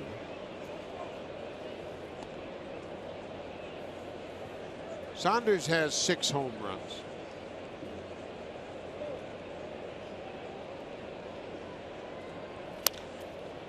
Will foul outside of first. Michaels hit .352 on the road this season coming into this ball game. And he's got to really be encouraged by his great start after missing most of the season last year with that knee injury. I think we're finally seeing the type of player that he can be by playing every day. Saunders had to bail out in a hurry on the 2-2 pitch. He was looking for something out over the plate. They cross him up, throw that cutter up underneath his bat. That's what pitching inside will do for you right there. Move the feet a little bit of that hitter. Strike 3 called. Santana paints the outside corner, but the Blue Jays get a walk from Donaldson that set up this swing. A 2-run home run to left. Edwin had kind of shown his 9th of the season, has tied it up.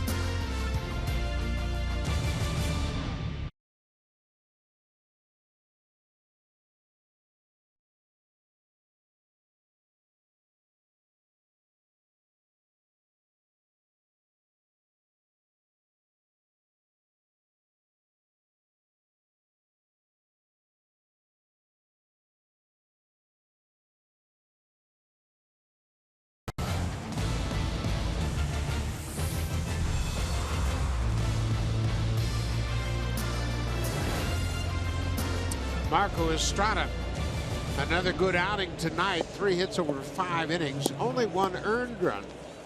Second run was unearned. He was walked a batter and struck out 4. He used just 70 pitches, and now he's in a 2-2 ball game. This is a typical Marco Estrada type of start, isn't it? Move the ball around the strike zone, use your defenders, not a ton of strikeouts. He'll pitch deep into ball games. Giving up a couple of runs, only 1 of them is earned. Could be leading this game. Eduardo Nunez, he's getting a steady diet of fastballs. They urge him. Good breaking ball hitter. So heat him up.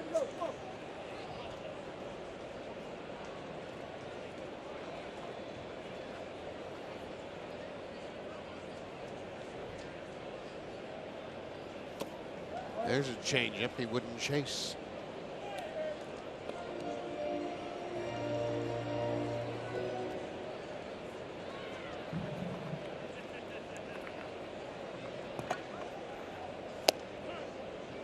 Fastball, strike 3.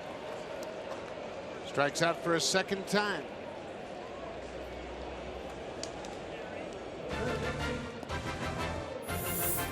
The all-new Honda Civic, now available with Turbo, the 2016 North American Car of the Year.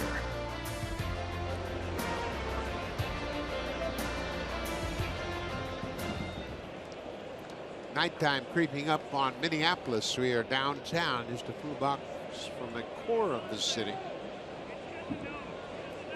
Says Joe Mauer. He had a 2-out RBI in the 3rd. They're pitching him away, and to me, that's pitching him right in his wheelhouse. That's right where he likes it. That's where he got his base hit to center field on a pitch that was away. Dumped it into center field. Maybe if you get him looking out there, you can do that to him. Change Right up. Throw a change up. Much sharper than his last start against Texas. On Saturday, Marco walked 4 in that game, gave up 5 runs. 4 of them were earned in 6 innings. Hitting his spots much better tonight. Curveball.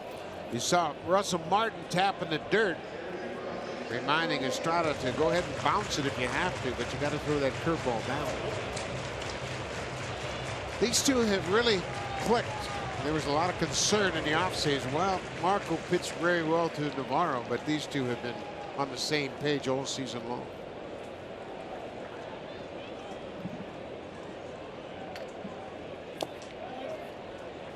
Tried to hit that outside corner with a cutter. Mauer has played 402 games in this ballpark. Coming into this game tonight, has 19 home runs here. That's where all his power's gone in this ballpark. He is a gap-to-gap type of hitter. Saunders is over and makes a nice running catch about thigh high. Mauer hit it on the line. He almost got it into that gap into left center field. You're right. Anything away from him, he's just going to go with that pitch and just try and line it to left field. It looked like a high fastball that time. He stayed right with it, but Michael Saunders a little bit better to make that catch.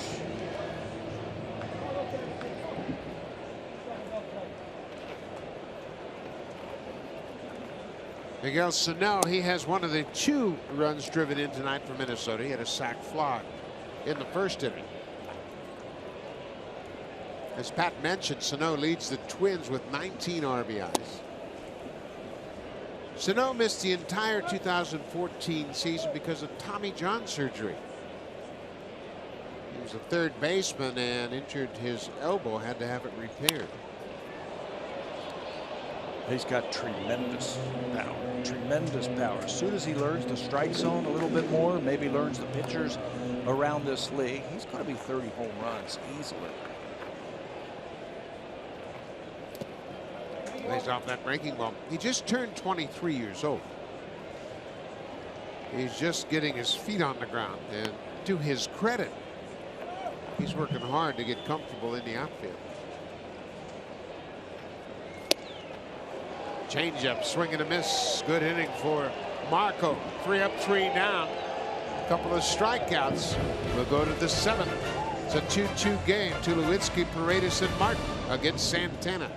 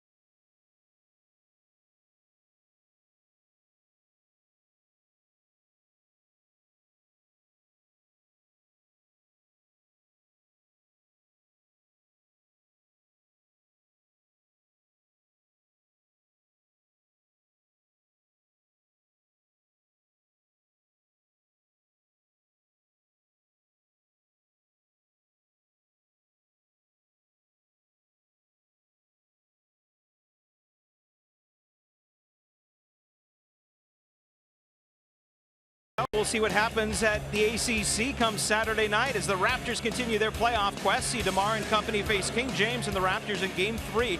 Our coverage starts at 8 o'clock Eastern with Raptors Central Playoff Edition Saturday on Sportsnet, and you can stream it live on Sportsnet now. So Buckley, watch the Blue Jays in the afternoon and then get home and watch the Raptors. Beautiful shot of a gorgeous full moon here. 2-2 ball game. Edwin Encarnacion tied it up with his 9th home run, a 2-run shot. Edwin is moving up the leaderboard in the RBI department. 32 RBIs now for Double E. That puts him in a tie with Todd Frazier and Jackie Bradley Jr. for 3rd in the American League. Isn't it interesting? No matter how people start, when you have a track record like Bautista, Donaldson, Encarnacion, Tulowitzki, they're all going to find their level sooner or later. Martin and Smoke and Saunders have, I think, everybody. I know the Blue Jays are counting on that when it comes to the offense.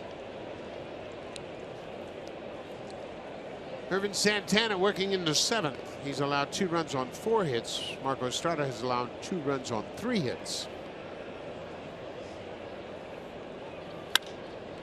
High fly ball. Danny Santana waits in center, and he makes the catch. 1 down.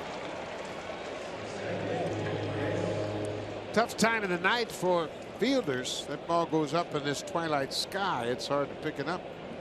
You really got to stay focused on it. If you're in the outfield right now, you're saying, don't hit it to me for 10 more minutes. 10 more minutes, and then the sky will be dark. The ball will go up above the lights. I'll be able to find the ball one more time.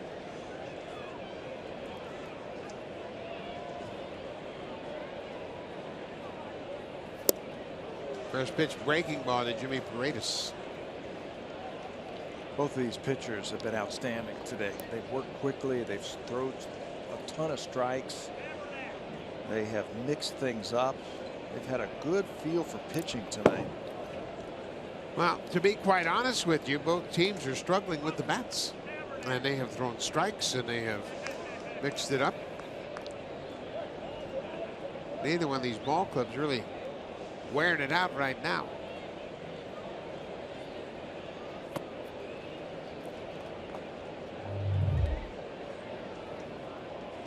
Help me out, guys. If it goes up there, I can't see the ball. It's twilight right now. Let me know where it is. That is the center fielder who had no problem. It sure seemed like it. Yeah, but all of the guys on the corners, they might have a better angle on that ball when it goes up. So you've got to communicate. Infielders got to help the outfielders. 3-1 to Jimmy Paredes. He fouls it straight back off the screen. Danny Santana didn't have to play in the Metrodome. So anything other than the Metrodome is going to be easier to play. Did you ever lose one off that roof? Heck yeah. Almost got domed playing in the outfield one night. Trying to look up and find the ball again, almost hit me. Ground ball.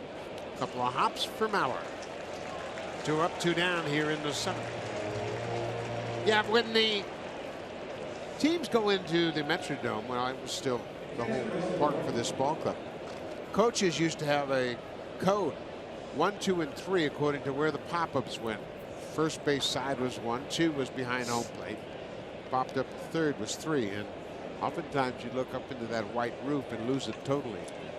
How about bloopers into the outfield too? Those were sure doubles.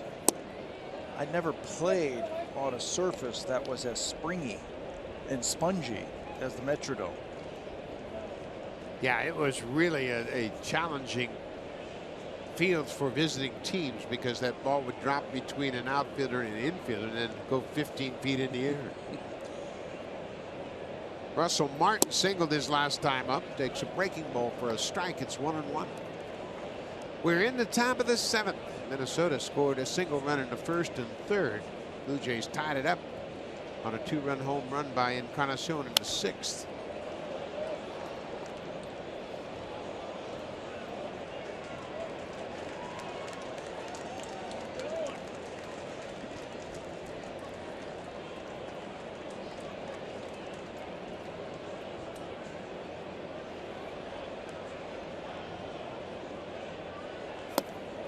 Breaking ball, and Martin strikes out. 5 strikeouts for Santana as the Blue Jays go down in order in the top of the 7th.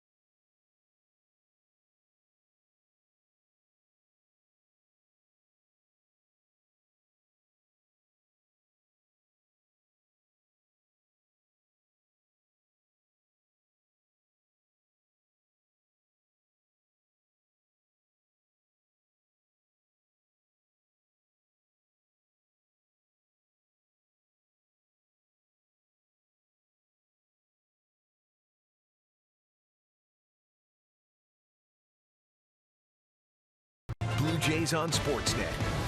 Presented by the all-new Honda Civic, now available with Turbo, the 2016 North American Car of the Year.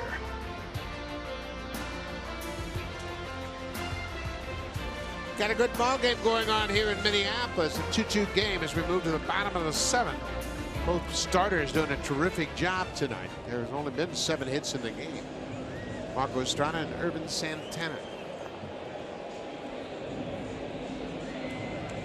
Estrada allowed 5 runs his last game. It was at Texas over 6 innings. Just wasn't very sharp in that game with his 4 walks, falling behind a lot of the hitters. Tonight, though, he's hit his spots.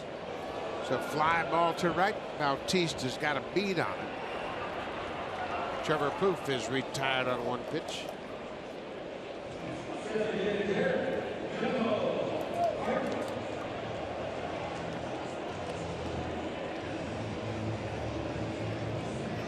Young Hope Park. He struck out in the 2nd and popped out in the 6th.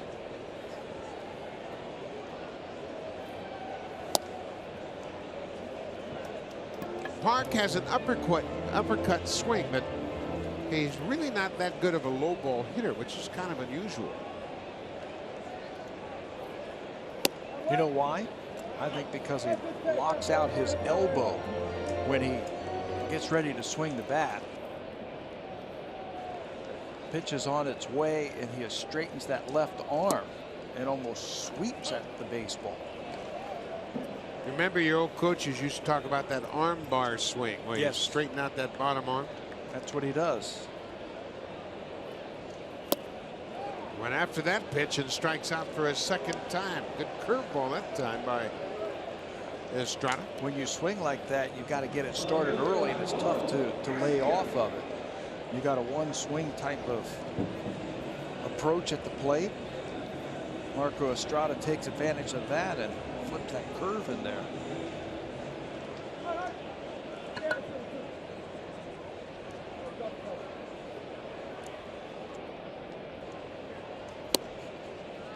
Osvaldo Arcia, the left fielder, has grounded out to first and was thrown out on a attempted bunt right out in front of home plate. Russell Martin threw him out.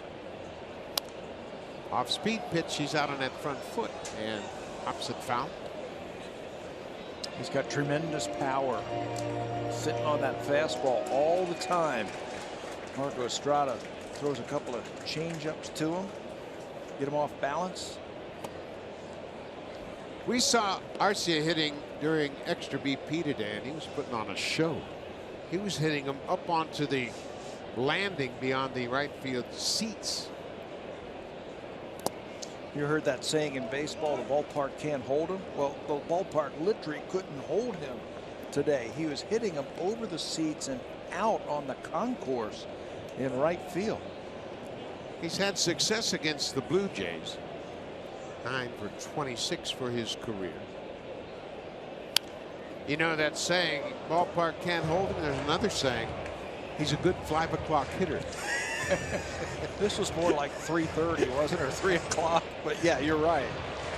Swings it well in batting practice. You've had teammates like that in the past. Yeah. Changeup. He strikes out. Boy, another good inning for Marco Estrada. A couple of strikeouts. He's got 8 in the ball game.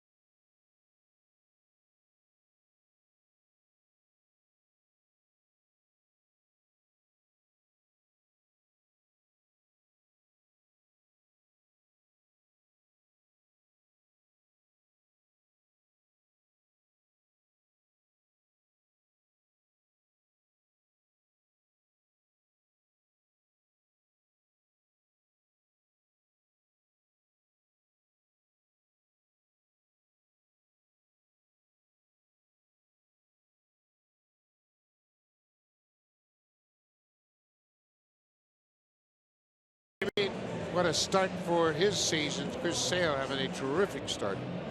Irvin Santana, he's throwing the ball well. He's thrown 101 pitches through 7 innings. He's allowed 2 earned runs, a 2-run home run by Edwin Encarnacion. And that's where we sit 2-2. Chris Sale's allowed 37 hits and 10 walks this year in 66 innings pitched. That's the most innings. He just took over from Marcus Stroman for the most innings pitched in the American League. 10 walks. Kevin Pillar reaches for that breaking ball and loops it down the right field line. Joe Mauer makes a nice catch. Running away from first base, over the shoulder catch in foul ground. Joe Mauer showing off his athletic skill. Remember, he was an all-star catcher. Now trying to learn first base, over the shoulder. No chance that Dozier could make that catch or Sano, the right fielder. It's going to be Joe Mauer or nobody. And Mauer hauls it in. You see how he kind of leaned to the right as he felt Sano coming in from right field, but he was able to make the play. That is Brandon Kintzler loosening up as Santana is over 100 pitches, as we mentioned. One out, back to the top of the order. Jose Bautista, he has hit the ball hard twice tonight, singled in his first at bat.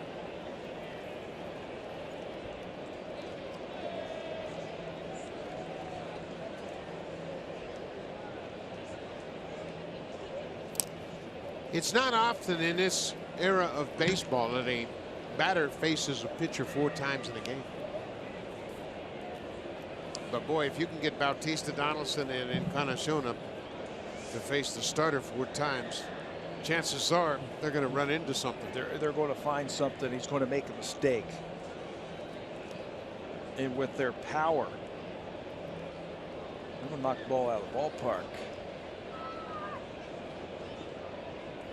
Pitchers just don't go long enough to face him 4 times. Now, the advent of the bullpen and the usage of the bullpen. And Tampa Bay, they've even used the don't pitch 3 times to the order. And they had their starters go short.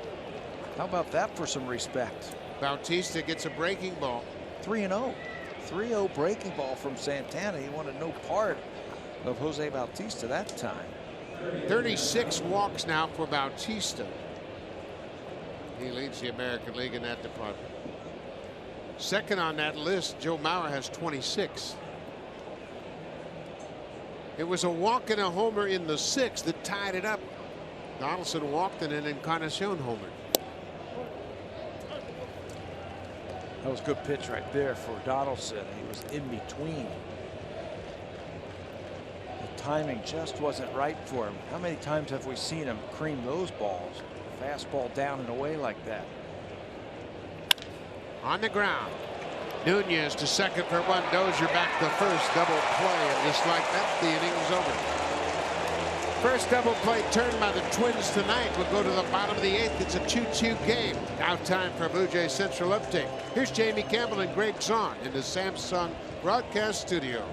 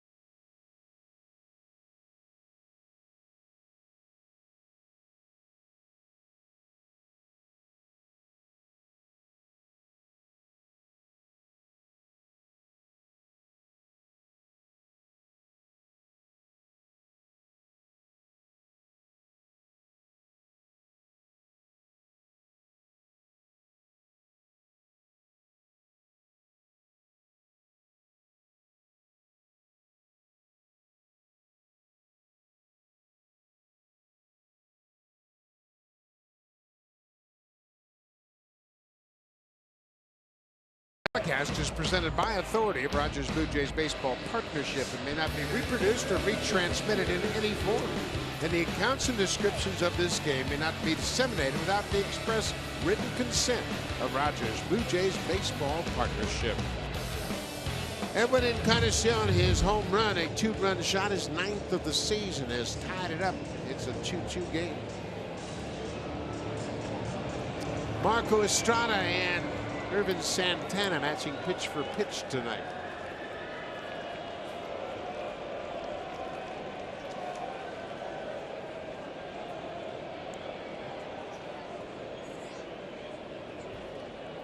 Estrada pitching 7 innings for the 3rd time this season.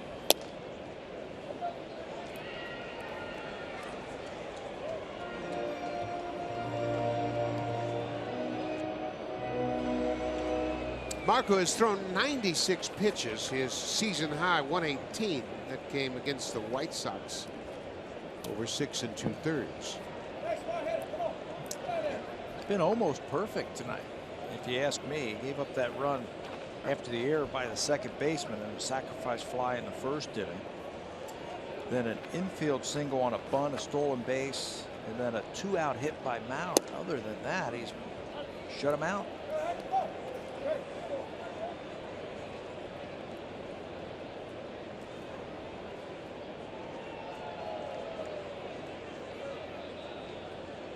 Kurt Suzuki, the catcher, with a 2-1 count. Just off the plate. 3-1. Suzuki leading off the bottom of the 8th. I think you have to retire Suzuki. If he gets on, then Santana, you know he's going to be bunting him over. And you got Dozier and Nunez, so you got to retire Cutter Suzuki. squibbed off the end of the mat. Paredes at second. Quickly in time at first base. Boy, there's a good example of when you should throw the cutter. 3-1, and you get it off the barrel of the bat. Actually hits it off the end of the bat. Paredes had a long way to go for that ball. He was shading him up the middle.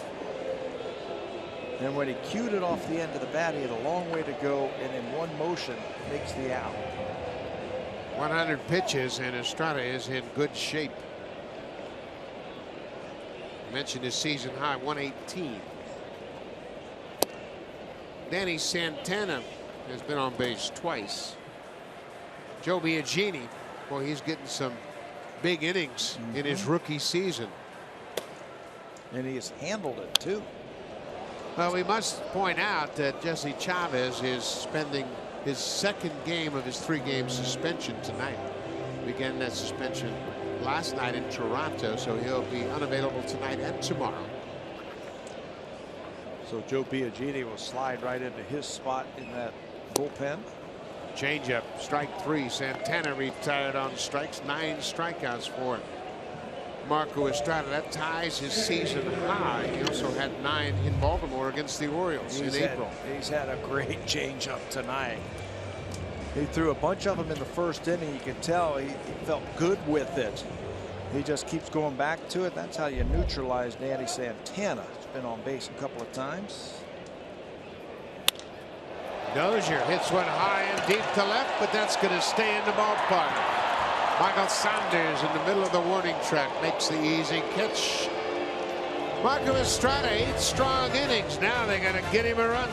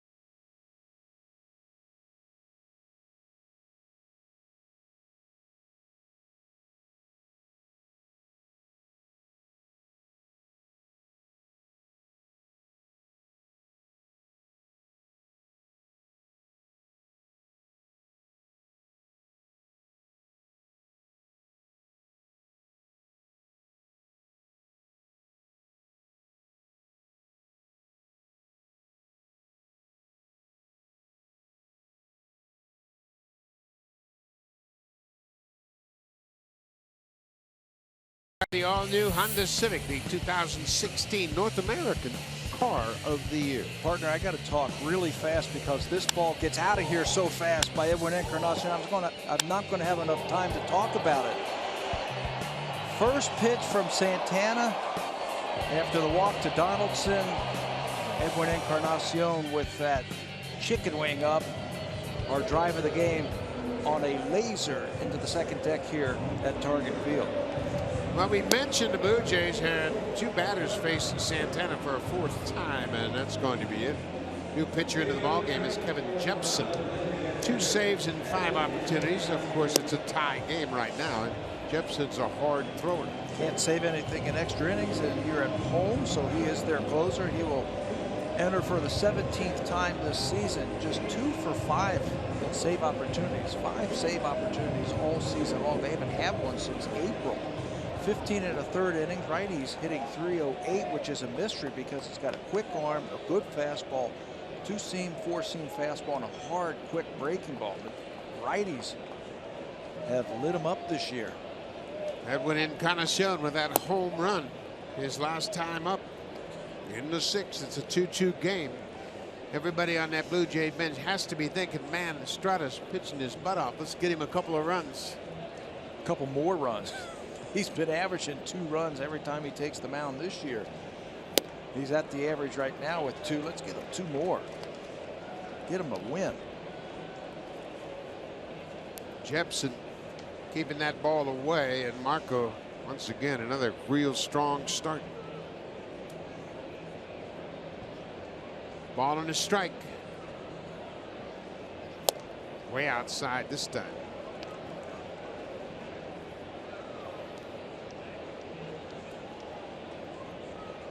Encarnacion just 1 at bat against Jepson. He has a hit.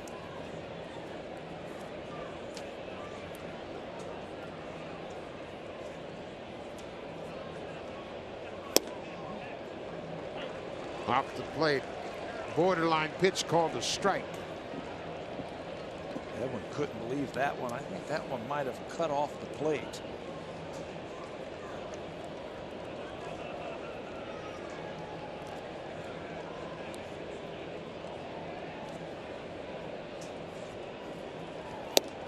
Outside. I don't know that I've ever seen an outfielder play on the warning track. The left fielder, Osvaldo Arcia, is literally standing with his heels on the warning track. I mean, that's about as deep as you can get. Anything over your head, it's gone. Right? Encarnacion strikes out. The bat goes into the seats. Well, we haven't seen that in a while from Edwin Encarnacion, where he loses that bat and helicopters it into the stands. Jepson, he's a guy you can't get the ball in the air. He throws hard, he cuts the ball, he's got a good 2 and 4-seam fastball. And Edwin goes to get this outside pitch and loses the bat. Somebody's got a souvenir in the stands. You can see it's just beyond that protective screen that has been added to this dugout. Justin Smoak 0 for 3. Fastball on the outside corner. Smoak has a home run against Jepson. The right-hander from Minnesota has allowed 3 home runs this season.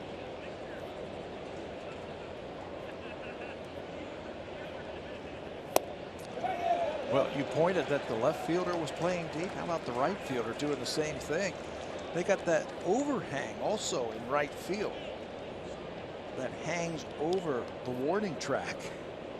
So anything over his head is going to land right into that flower box. Man.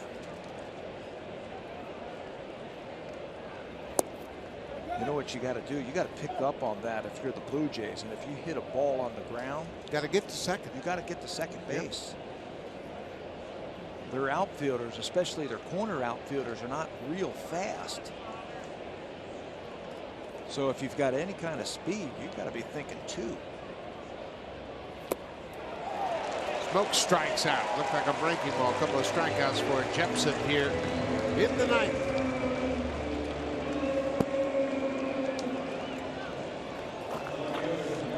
love that hammer curveball. He'll use it for strikeouts. With 2 strikes, watch how this one goes down. Puts it in a good spot. Job by Suzuki smothering that ball to finish off that at bat. Jepson became the closer when Perkins went on the disabled list, their normal all-star closer. Michael Saunders takes one away. Jepson came to the Twins last July 31st in a trade from Tampa Bay. He began his career with the Angels. Got his first big league action in 2008. Had 10 saves a year ago for Minnesota. Good fastball. The Twins are 10-29. And they're in a 2-2 game here in the ninth.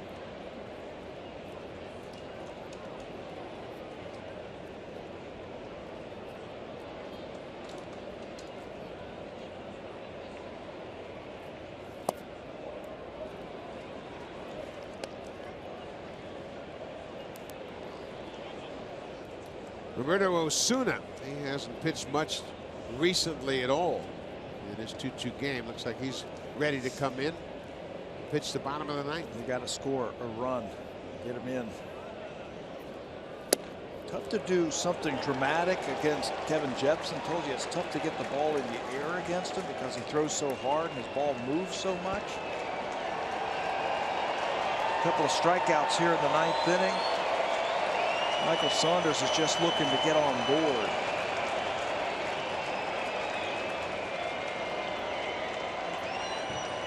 Two-2 pitch. Checked his swing. No swing according to Mark Rippiger at third. Blue Jays have lost 5 straight games. That's a season high.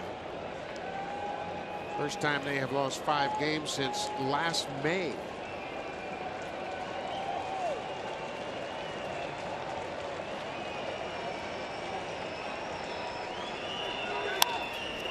Fly ball into right, so no, a long run. He's not going to get it. Hits at the base of the wall. Saunders is headed for second, and he'll get there with a 2-out double. They're playing no doubles and still can't make a play on it. And it still gets over his head. Playing almost on the warning track in the corners in left field and right field, and still Michael Saunders is able to get the ball over his head. He just couldn't get it up high enough to get it out of the ballpark, but they'll have a guy in scoring position. This ball is on a line. And by the time Sano runs that one down, Michael Saunders is at second base.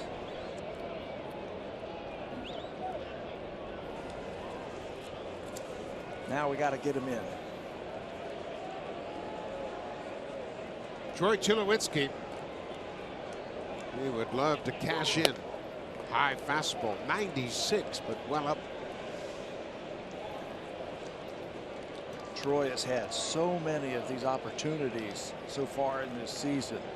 Early parts of this season through the first 40-something games. Late in the game with runners in scoring position. He's got to come through here for his team. Upstairs. Jepson's got his good fastball.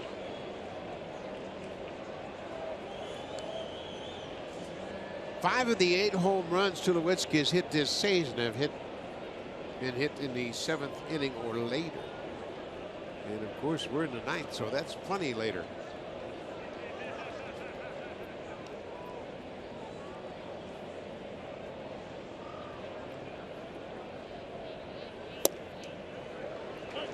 Paintage. You said that Jepson's got a good fastball, but just like Roberto Osuna, there just has not been the opportunities to pitch. Being the closer for the Minnesota Twins, the last time he pitched was 4 days ago. So he should be well rested. Should have a good fastball. It's downstairs. The Saunders double with 2 outs continues a trend he has established all year. Coming up big, 7th inning or later. Came into this game with a .442 average, 7th inning or later. That's always against setup guys and closers.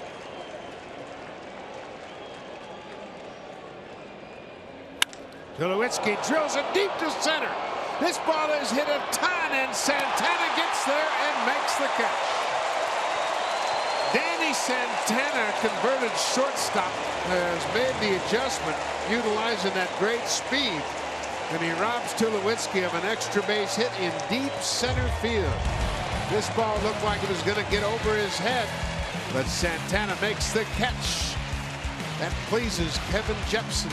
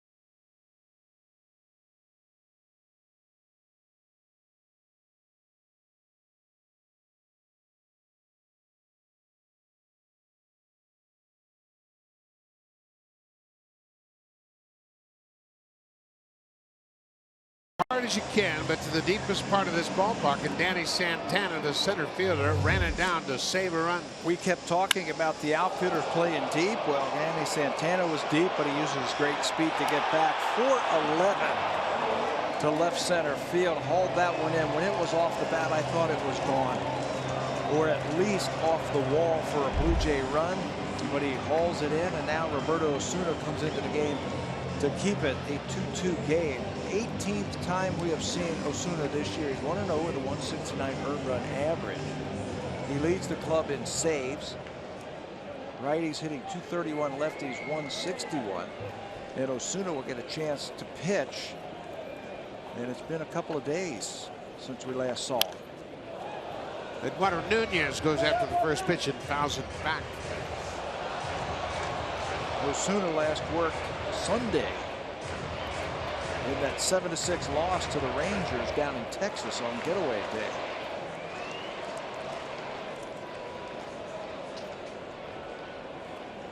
Nunez behind, and they have given him a steady diet of fastballs, and this is a little better fastball from Osuna than Nunez saw from Estrada. But Marco handled him well. He was 0 for 3 with a pair of strikeouts, and now Osuna's ahead 0-2.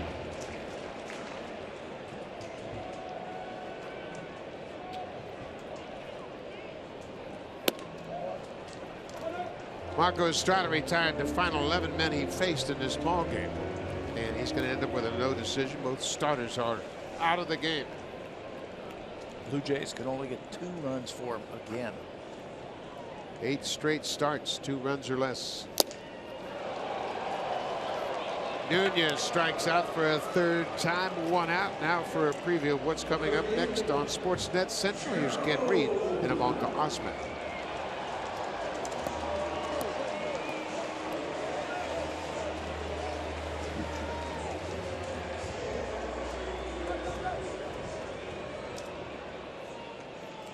Ivanka, thank you very much. That's coming up right after this show. We want to congratulate Ivanka for another job well done on the Jays Care broadcast auction. Joe Mauer has singled and driven in a run. Had a 2-out single in the 3rd. Not a lot of history between the Minnesota Twins and Roberto Osuna. There's only been a handful of batters that have actually faced Osuna in his young career. They played 7 times last year. And for Osuna, he hasn't faced them very much. For Osuna, this is just his 3rd appearance against Minnesota. Pitched a total of 2 innings, had a couple of walks and a strikeout. This is Joe Mauer's 2nd at bat against Osuna. It's the most anybody's ever had against Roberto.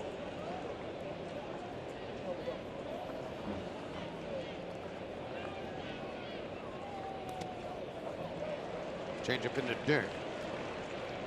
2-1, 1 out. Brandon Kinsler was up earlier. Kevin Jepson, the closer, pitched the 9th and handled Encarnacion and Smoke. Saunders hit a double, then Tulowitzki smoked the ball to deep center field, but Danny Santana ran it down for the final out of the 9th. I can't believe, 1, that ball stayed in the ballpark, and 2, he caught it. Bauer hits it sharply. Nice play by Tulowitzki. Look at that throw. Boy, that ball came up right at the end, and he had that quick reaction and then threw a strike going away from the infield. You know, he just got robbed of a game-winning hit in my mind, but he doesn't take it out to the field. He stays right with that ball. That's an in-between hop that takes a wicked hop and then spins and fires a strike over to first base. Let me tell you something. You just don't understand how difficult it is to make that accurate a throw. Going away from the infield, from the outfield grass, spinning around 360. What a play. Anything offline, Bauer reaches. Miguel Sano picked up a sac fly in the 1st. He has since struck out twice. I would stay so hard on this guy. Don't let him extend. Fastballs inside. He's got plenty of power. He doesn't have to pull the ball to knock it out of the ballpark. That was a pitch to hit. Fastball right down the middle.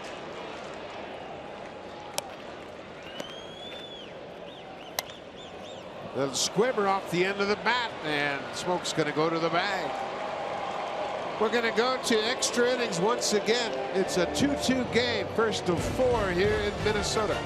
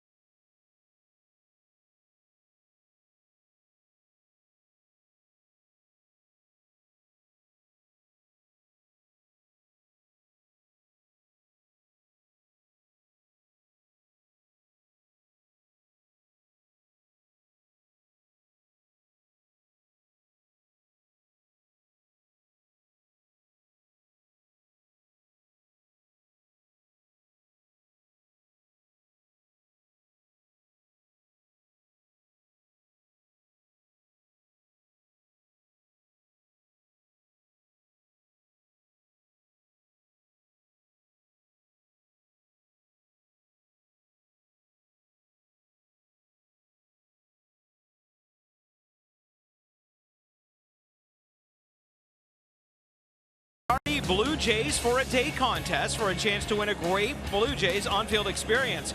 For details, entry form and rules, go to bluejays.com/Bacardi contest. It closes on Thursday, June 30th at 4:59 p.m. Buck? Thank you very much, Barry Davis, and I'm sure a lot of fans here are going to think about entering that contest. This is Brandon Kinsler, the second reliever to work tonight. Kevin Jepson had a good inning in the 9th. We're in the 10th now, and it's Kinsler. Kinsler was originally drafted by the Padres back in 2004. Get this, in the 40th round. He has kicked around a little bit, actually played for the St. Paul Saints in the Independent League. Twins signed him as a free agent last December. He's a sinker slider combo type of pitcher. He'll use his changeup versus left-handers.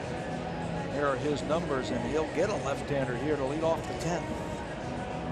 It is Star Wars night here at Target Field, and a lot of Star Wars characters were on the field before the game. They had a bunch of stormtroopers there, and a lot of the fans have gotten into the spirit of the night.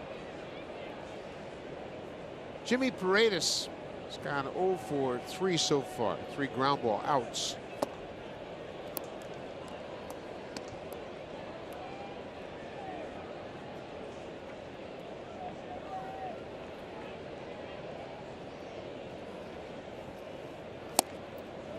Big swing and a miss. Paredes hit a home run last night at Rogers Center, opposite field home run. I'll take a double to lead off the inning. A leadoff double. I'll take the home run, of course. Chances are he'll hit a double because he's been swinging the bat. Fastball away. 1-2. He's got a deceptive delivery just a little bit. One of those sneaky fastballs. Good versus lefties. This is the 5th appearance for Kinsler since he was recalled. Recalled prior to the game on May 7th.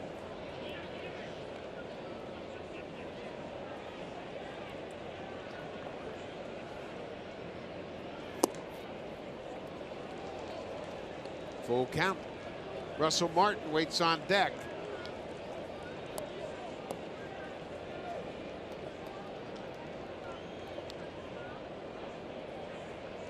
Blue Jays need a base runner. The Jays are 1-3 in extra innings this season. We're in the 10th. That ball is in the gap, and that's going to get down and go up against the wall. Paredes is on his way to second, and there's your leadoff double, Mr. Tapper. That is a good piece of hitting right there from Paredes. He did his scouting on Kinsler. He'll throw that sinker to lefties down and away. Instead of trying to pull it, just go right with it.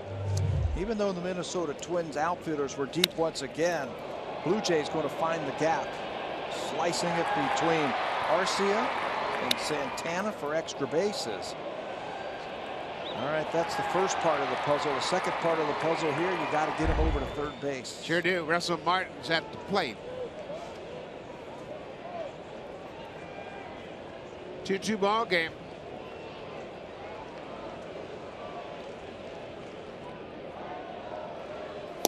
Martin takes an outside pitch. The corners, you can see the corners on this defense expecting the bunt from Russell Martin. This should play right into Russell's hand right here. He can handle the bat and can hit the ball the other way. Just tell yourself you're going to go to right field. Get up on the plate, slap it to the right side.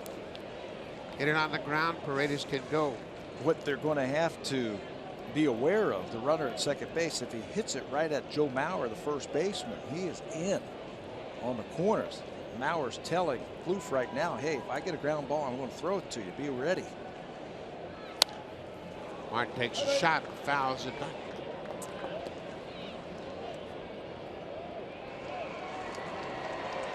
A couple of strikes now. Joe Mauer has not given any ground at first base. If you're thinking about Russell Martin bunting, he has 10 career sacrifice bunts and 5,265 plate appearances.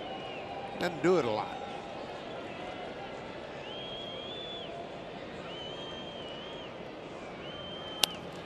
Inside out swing, and he gets jammed with that pitch. Stay on it as long as possible. He's still trying to hit the ball the other way.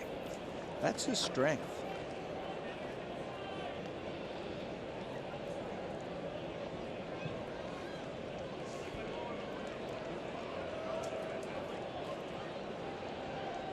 Jimmy Paredes at second with a leadoff double here in the 10th.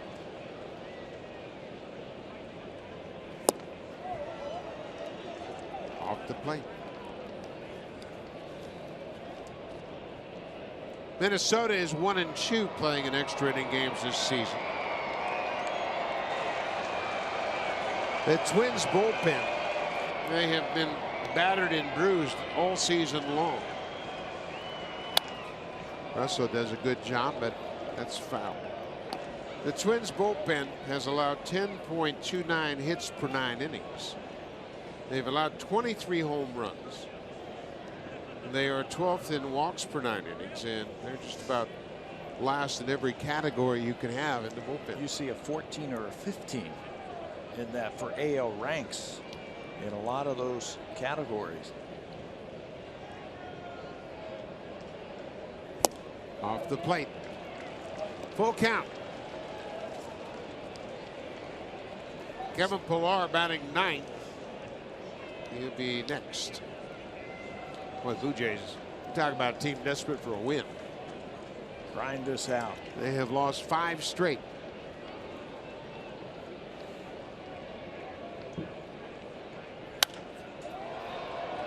Better swing at that pitch away, and he fouls it into the seats. I like the approach. You know, he has fought back now to get ahead in the count, 3-2. But stay disciplined. Discipline yourself that you're still going to be thinking about hitting the ball the other way. You're going to stay on it as long as possible to hit it the other way.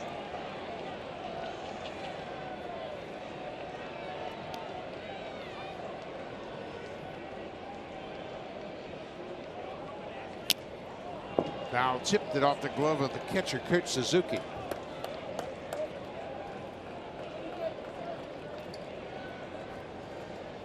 Martin has faced Kinsler a couple of times in his career, so he knows what he throws. Everything has been away to him also.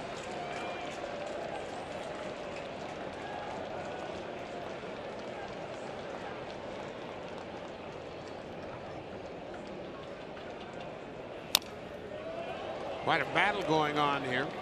You talk about persistence. Brandon Kinsler, he is the essence of persistence.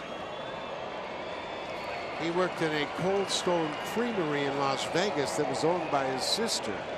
He also worked in the front office of the Winnipeg Goldeyes during the 2008 off-season, selling season tickets for that independent league team. Always still thinking about pitching, playing in the big leagues.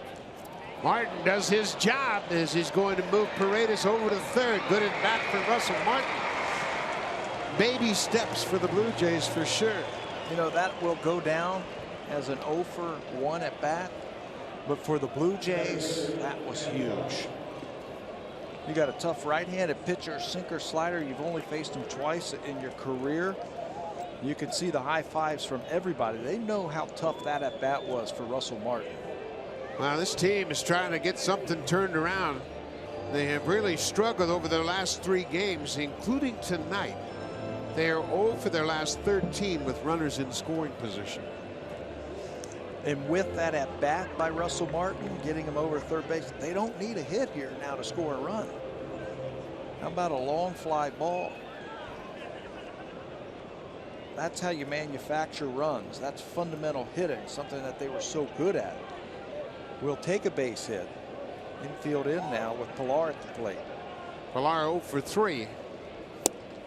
Takes a first pitch strike. Blue Jays have 2 runs on 6 hits. The Minnesota Twins have 2 runs on 3 hits. With the infield in and Bautista on deck, I don't think they're going to try and steal a run here.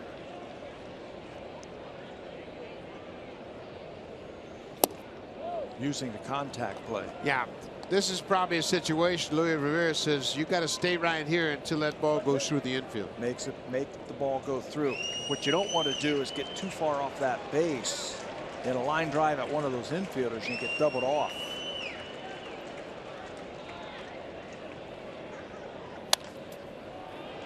Foul ball down the right side.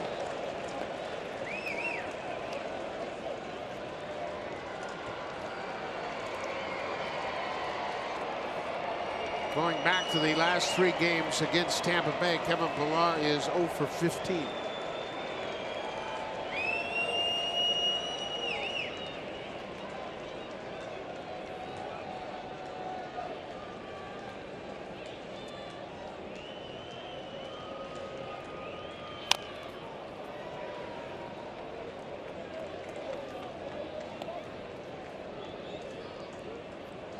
Wins have been tough to come by for the Blue Jays, obviously losing 5 straight.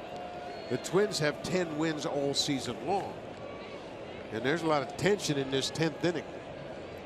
On both dugouts, in both of them. You can see Pilar, look at him stepping out and taking a deep breath, trying to relax himself.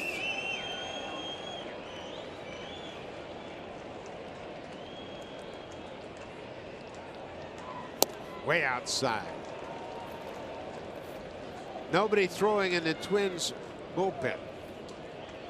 Encarnacion with a 2-run home run in the 6th. He's driven in all the Blue Jay runs.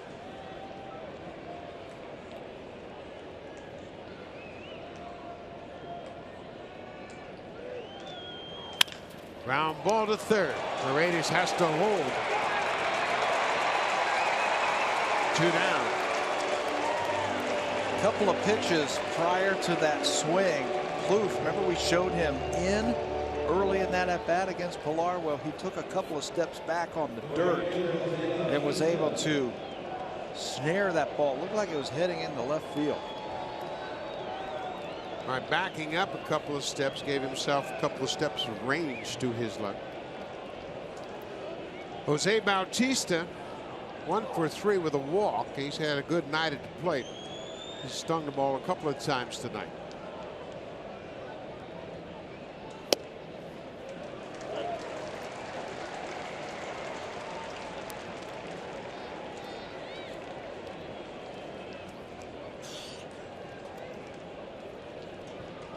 Small sample, but good results for Bautista against Kinsler. Ground ball. Dive by Nunez, thrown to first and held on to by Mauer. What a play. Nunez from his back made a good play, gloved it, and then rolled over and threw a 1-hop strike to Mauer, who handled the low throw. The Twins playing like they're in first place. A 1-hop scoop by Mauer, and the Blue Jays are denied in the 10th.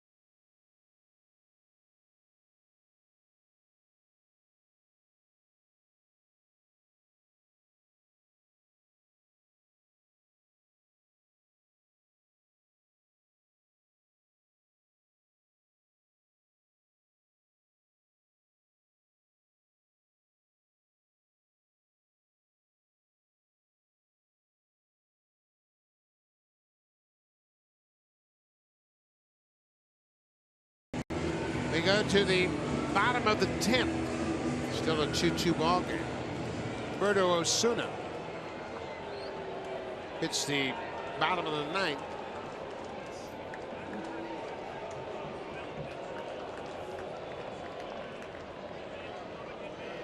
Trevor Plouffe for Minnesota. It's the first pitch strike. How about that? Top of the inning right there. Leadoff double. They get him over there. And then the team, the Minnesota Twins, only Oakland has made more errors. They come up with 2 great plays to deny the Blue Jays. Eduardo Nunez dove and snared the ground ball off the bat of Bautista. And then Joe Mauer hung on and made a nice play on the low scoop. I didn't think he had a chance to get Bautista at first base. It was hit hard. He dove, took his time. And Osuna makes it look easy against Plouffe. 2 outs now. The infield can move back. Nunez dives, look, and then he slides. How long it takes him to recover. Get the ball, fire over to first base on one hop, and then dug out over there by Joe Mauer for the Blue Jays. Nothing is working with right now.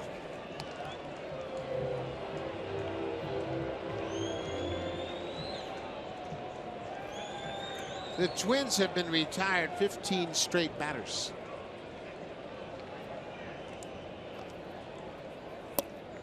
And this is Young-Ho Park. He has struck out twice tonight. He's 0 for 3. Minnesota has just 3 hits tonight.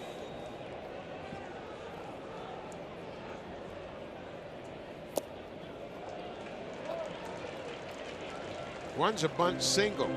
Danny Santana had a bunt single in the 3rd. He scored the 2nd Twins run. Mauer had an RBI single in the 3rd, and first batter of the game, Brian Dozier, hit a single to center. That's it. That hit by Mauer was after an infield hit on a bunt and then a stolen base.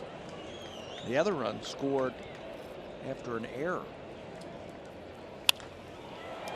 Donaldson makes a grab in foul territory. He was hugging the line and played it beautifully. You know, they talk about no doubles, nothing between you, the fielder, and that bag, because if it gets by you down the line, that's extra bases. You've got a runner in scoring position. This was going to be a foul ball, but because he's on the line, it's a step and a dive. Gosh, Donaldson, what a great play. Osvaldo Arcia, he's 0 for 3. Struck out his last time.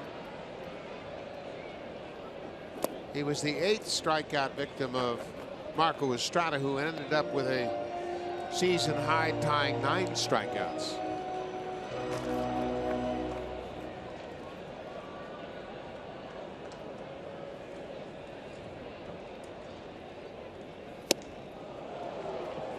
Pumped that fastball right by him. Threw it right by him.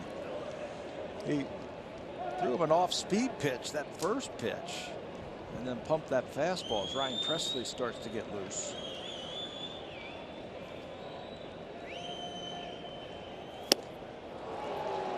Same result. 97th. Osuna has really developed into a terrific pitcher. Not only does he have great stuff, but he knows how to use it. His changeup is a lot better. His slider is a lot better. But that bread and butter fastball. Broken bat, little flare into right. Bautista will get there, and that's the inning. We're going to go to the 11th.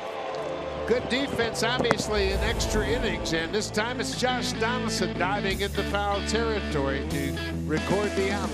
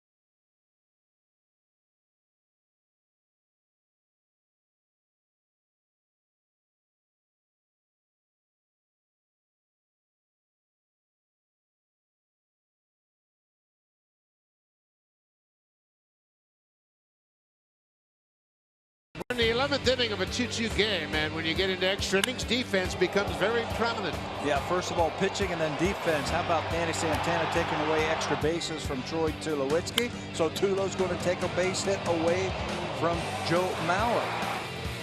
And then Nunez, right now, the game saver right here with a runner at third base and 2 outs. Takes a hit and an RBI away from Jose Bautista. And then just last inning, Josh Donaldson with an outstanding play. So 4 quick plays here in extra innings have kept this game tied at 2. A couple of Blue Jay hitters hit what appeared to be game-winning hits, and they were denied by good plays defensively from the Twins. Donaldson, Encarnacion, and Smoke for the Blue Jays.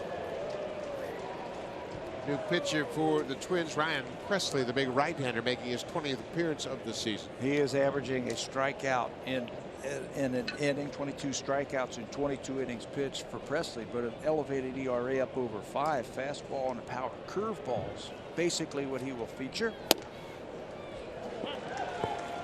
This is a lot like Kevin Jepsen, and well, Buck, you saw it, I've seen it.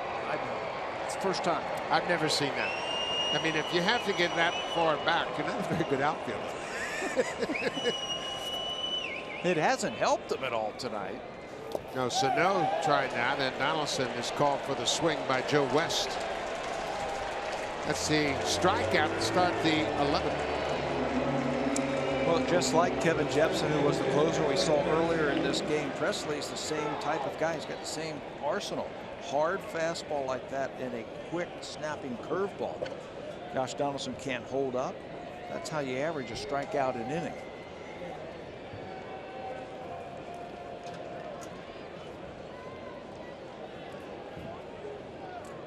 Edwin Encarnacion has represented the entire Blue Jays offense tonight.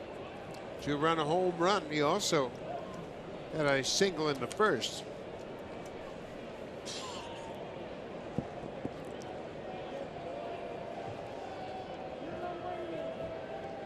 Two for 4 with a couple of strikeouts.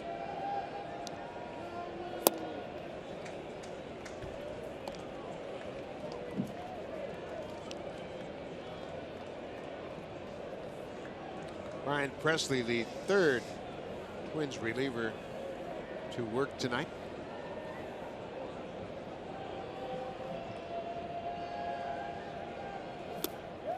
He went around.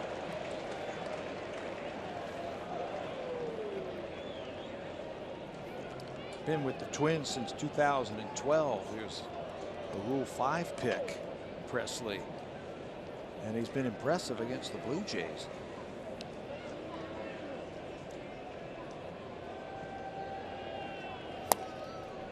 Outside. 3-1 to Encarnacion. Smoke waits on deck. Osuna has gone 2 innings, so Joe Biagini starts to loosen up for the Blue Jays.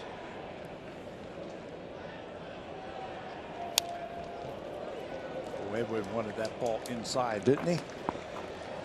3-1. He finally got a fastball, but it's away from him.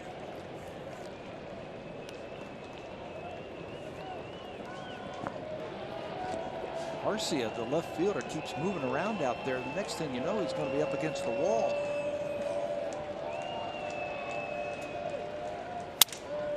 And that's going to get down well in front of Arcia as he has to come all the way in from the fence in left field. Encarnacion, a 3-hit ball game.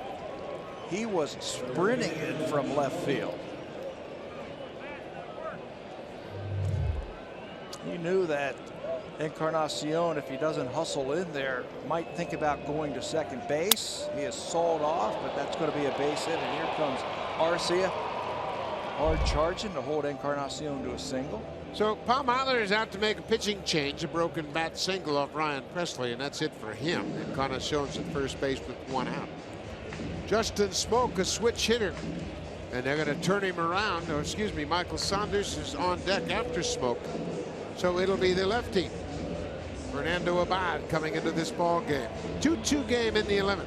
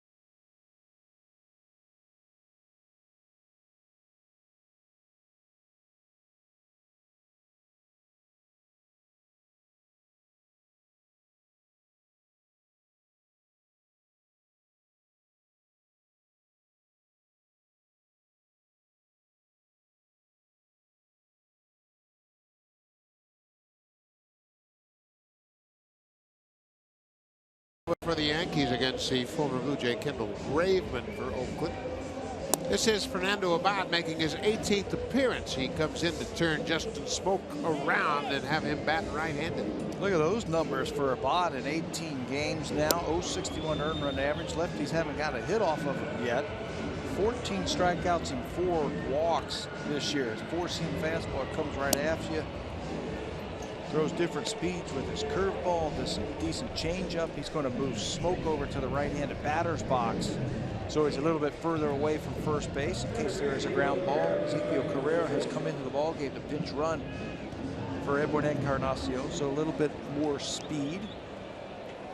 Speed's really important with as deep as these outfielders are playing. You get a guy at first base, you hit a gapper. By the time they get to it from where they're positioned, he can score from first. Justin Smoke 0 for 4, all as a lefty batter tonight. First time he's turned around and hit right-handed. Breaking ball, base hit. Carrera stops at second. Justin Smoke got that first pitch breaking ball and ripped it through the hole along the left side.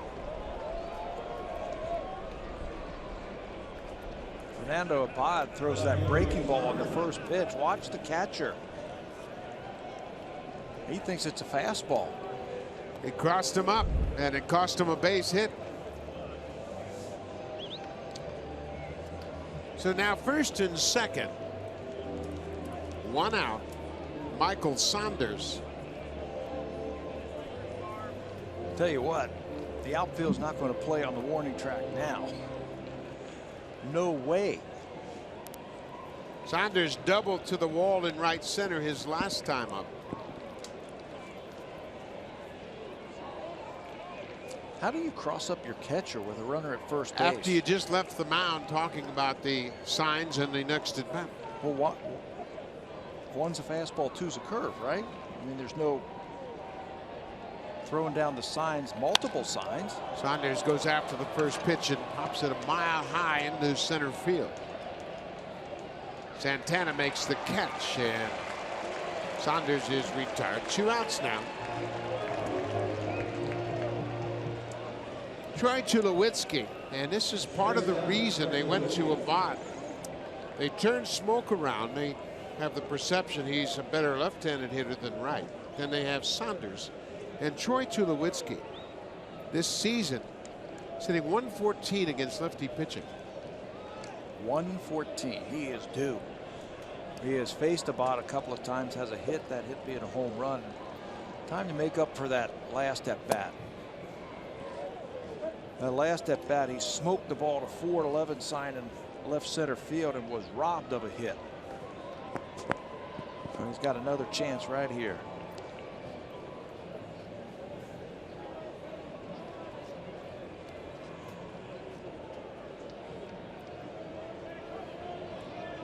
Tulowitzki, a career .320 hitter against lefty pitching prior to this season. You mentioned just hitting 114. Changeup floats in there for a strike. Ball on the strike. Abad likes to go quick. There's not a lot of hesitation when he gets the sign. He has got to come to a stop.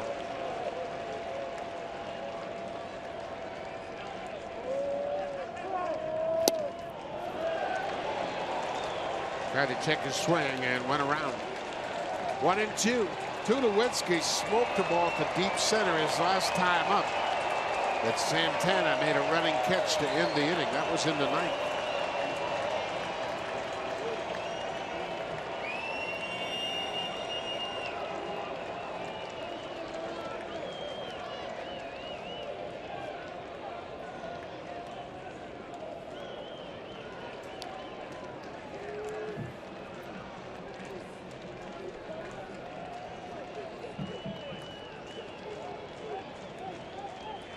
Way outside.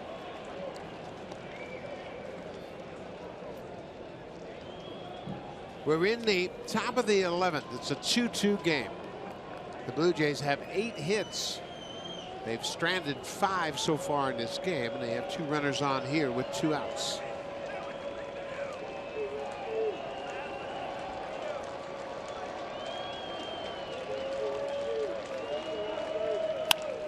base hit up the middle.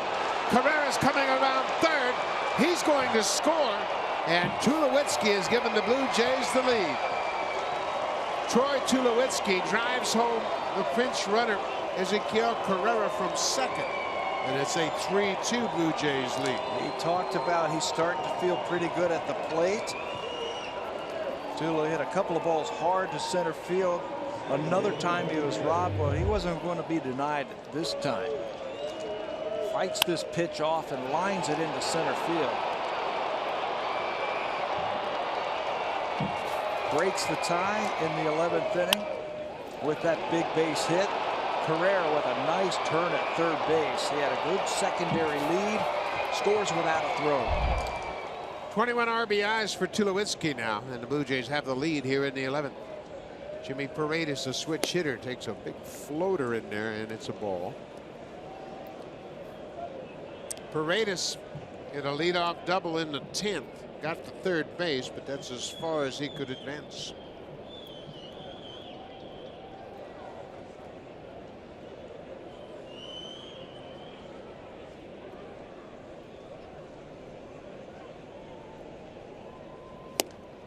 Breaking ball off the plate outside. Paredes, a switch hitter. He was a natural right-handed hitter, but started switch hitting at a very young age. Said 7 or 8 years old. He's been switch hitting ever since. I tell you, that could be a good pickup for the Blue Jays. They needed some kind of bat off the bench, a guy who could switch hit like that. He had a good at bat his last time up. Bauer over near the wall. He'll slide, and the ball bounces into the seats out of play. Paredes doubled the left center field leading off the 10th inning and was stranded at third base. Now he has a chance to put the Blue Jays up by a couple of runs.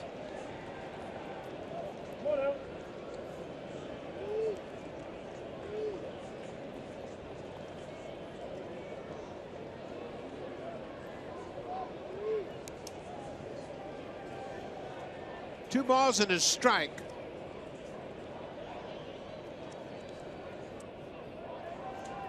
Smokes at second, Tulowitzki at first, and there's strike 2.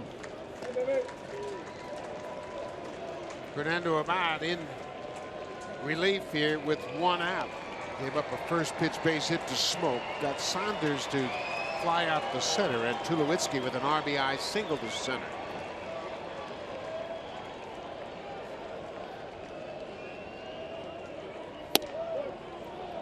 Full count. Smoke from second, Tulowitzki from first. He'll get a running start with 2 outs. That's right. Justin Smoke will get that running start. Make sure you go home right here. The outfielders for the Minnesota Twins, they've only had 2 outfield assists of the 3 outfielders out there. RC has got 2 outfield assists. Santana and Sano zip. Mod with a little quick pitch right there. You can see the bench recognizing that, say, hey man, he's got to stop.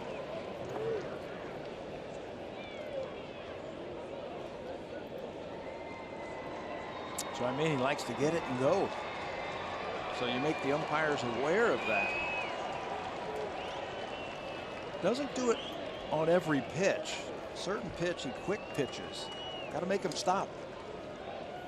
Another 3-2 pitch to Paredes. Change up, little looper down the right side. Now giving chase, but it'll drop in foul ground. Well, that one was too close to take for Paredes, and he basically threw his bat at the ball just to try to keep this at bat alive. It's like Abad took something off that, maybe turned it over a little bit.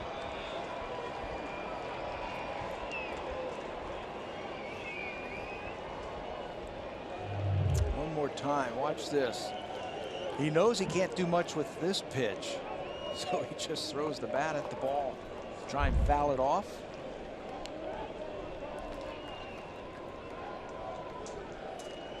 Runners are on the move. Ground ball, foul. Again, not much of a stop, just a change of direction from Abad. Got a unique way of coming set. His front foot taps 3 times, and then he throws the ball. Other times he just comes up and fires.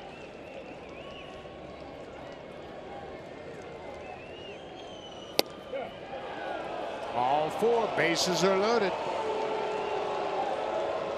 So Ahmad comes into this ball game, gives up a couple of singles, and now he has walked Paredes.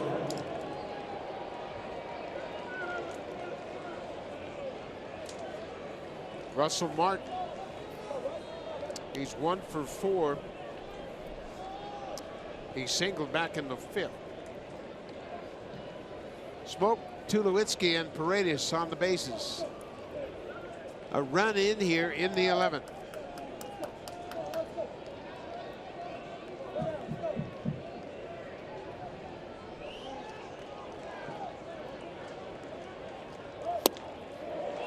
That's not going to get it done. That swing.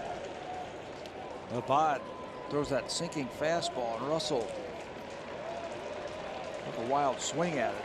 I'd like to see that approach he had his last at bat, where he really stayed on the ball and was able to move that runner.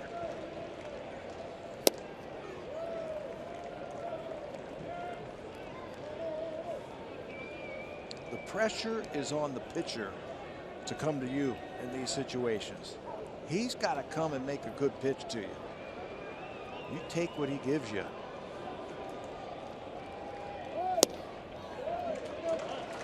Perfect pitch, down and away. Blue Jays shook up the lineup. Bautista led off tonight. Encarnacion hitting the 3rd spot. They have 9 hits.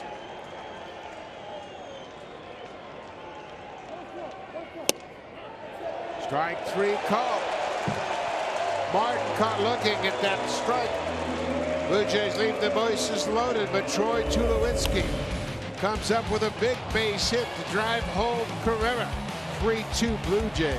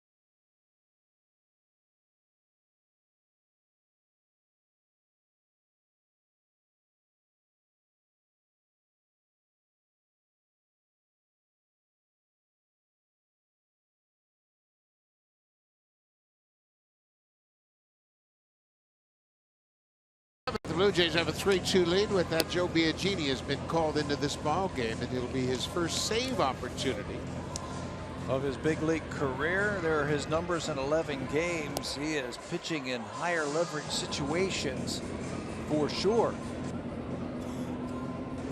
10 strikeouts and 6 walks this season. Biagini last worked, in yesterday's game against Tampa Bay. No decision. He threw an inning. It was a clean inning. 0.63 earned run average. His curveball's better. He's got a good moving fastball. Another defensive change for the Blue Jays. Ryan Goins comes in at second base and takes over for Jimmy Paredes.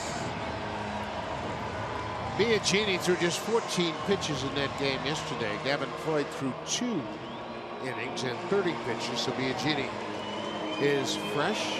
Jorge Polanco comes off the bench. He will hit for Kurt Suzuki, the catcher.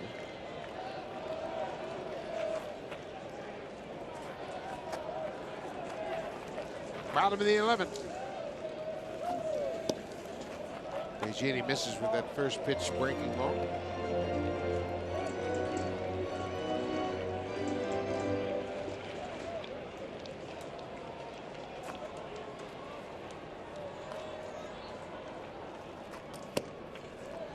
There's a fastball strike. 1-1.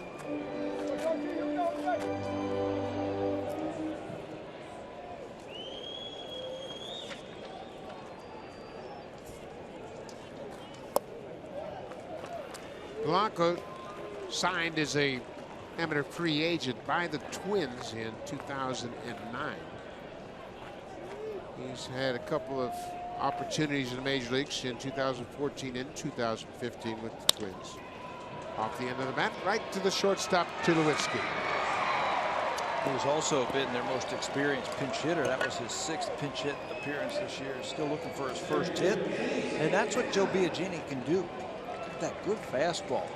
When it's down in the strike zone with that type of movement, he's going to get a share of ground balls.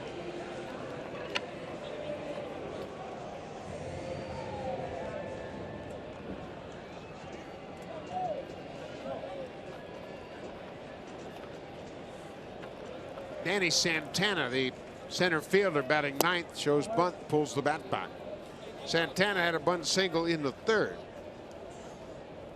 He scored the 2nd Twins run in the 3rd. He's had a couple of stolen bases tonight. Got to keep that speed off the bases. Josh Donaldson creeping in on the pitch.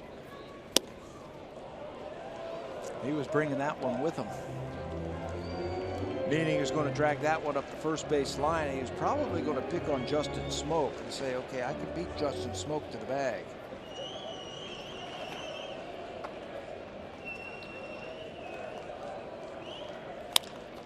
Little cutter. Goins missed the ball. Trying for the backhand. They better hurry. Santana with a big turn, but Pilar gets to it quickly. Goins just into the ball game defensively. Got a tough play. He was going for the backhand, and the ball stayed down, and it kicked off his glove into center. Trying to catch it and throw it all in the same motion. Santana gets out of the box. You can see him reaching down for that ball. He knows with the speed he's got to hurry, but that ball stayed down on the in-between up. He had to go so far to his right, it was a do-or-die play. It's a base hit for Santana, his 2nd of the night, just the 4th for Minnesota. And now Biagini's got to keep him close.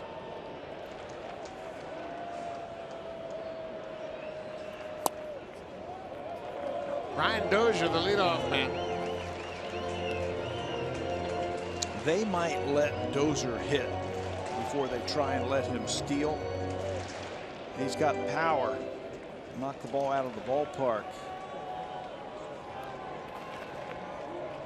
If he makes an out, if they get him, then they might have Santana try and steal. Ground ball, foul.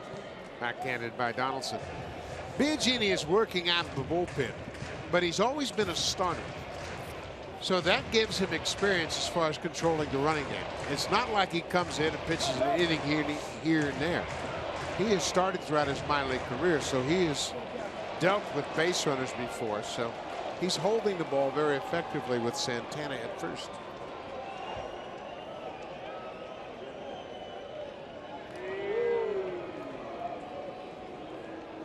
Santana's 2 stolen bases tonight. He's got 9 for the season, but he's been caught 4 times.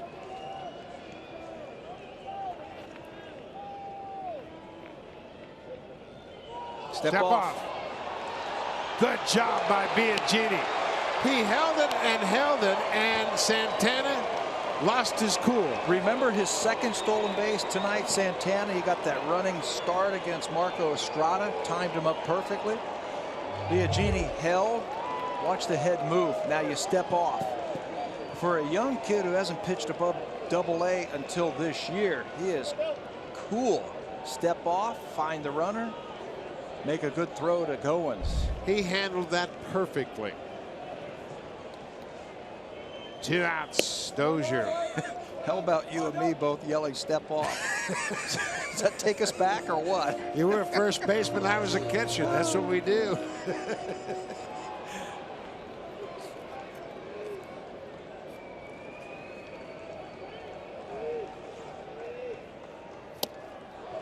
Little cutter right there. Dozier with a 2-2 count now. I'd stay with that pitch right there. Scouting report on Brian Dozier. He's trying to hook everything. And you know he's trying to hook the ball into the seats right here. Stay away from that. Use that breaking ball. It's been a good one. The Blue Jays showing a lot of heart tonight, hanging tough. Tulowitzki with a big RBI base hit in the top of the 11th. Got it. Biagini strikes out Dozier. There's the throw to first to complete it, and the Jays win in 11. And Joe Biagini gets his first career save by coming in and slamming the door. Tulowitzki with a big night. Thought he had a game winner earlier, but then comes up with the big one in the 11th inning. Edwin got us here with that 2-run home run. Marco Estrada sensational with 9 strikeouts, and the Jays break that losing streak. Osuna picks up the win. Tulowitzki a couple good defensive plays, and Donaldson as well. Good win for the Blue Jays. They win it 3-2 in 11. We'll see you tomorrow night. Stay tuned. Here's Sportsnet Central. Ken and Ivanka, take it away.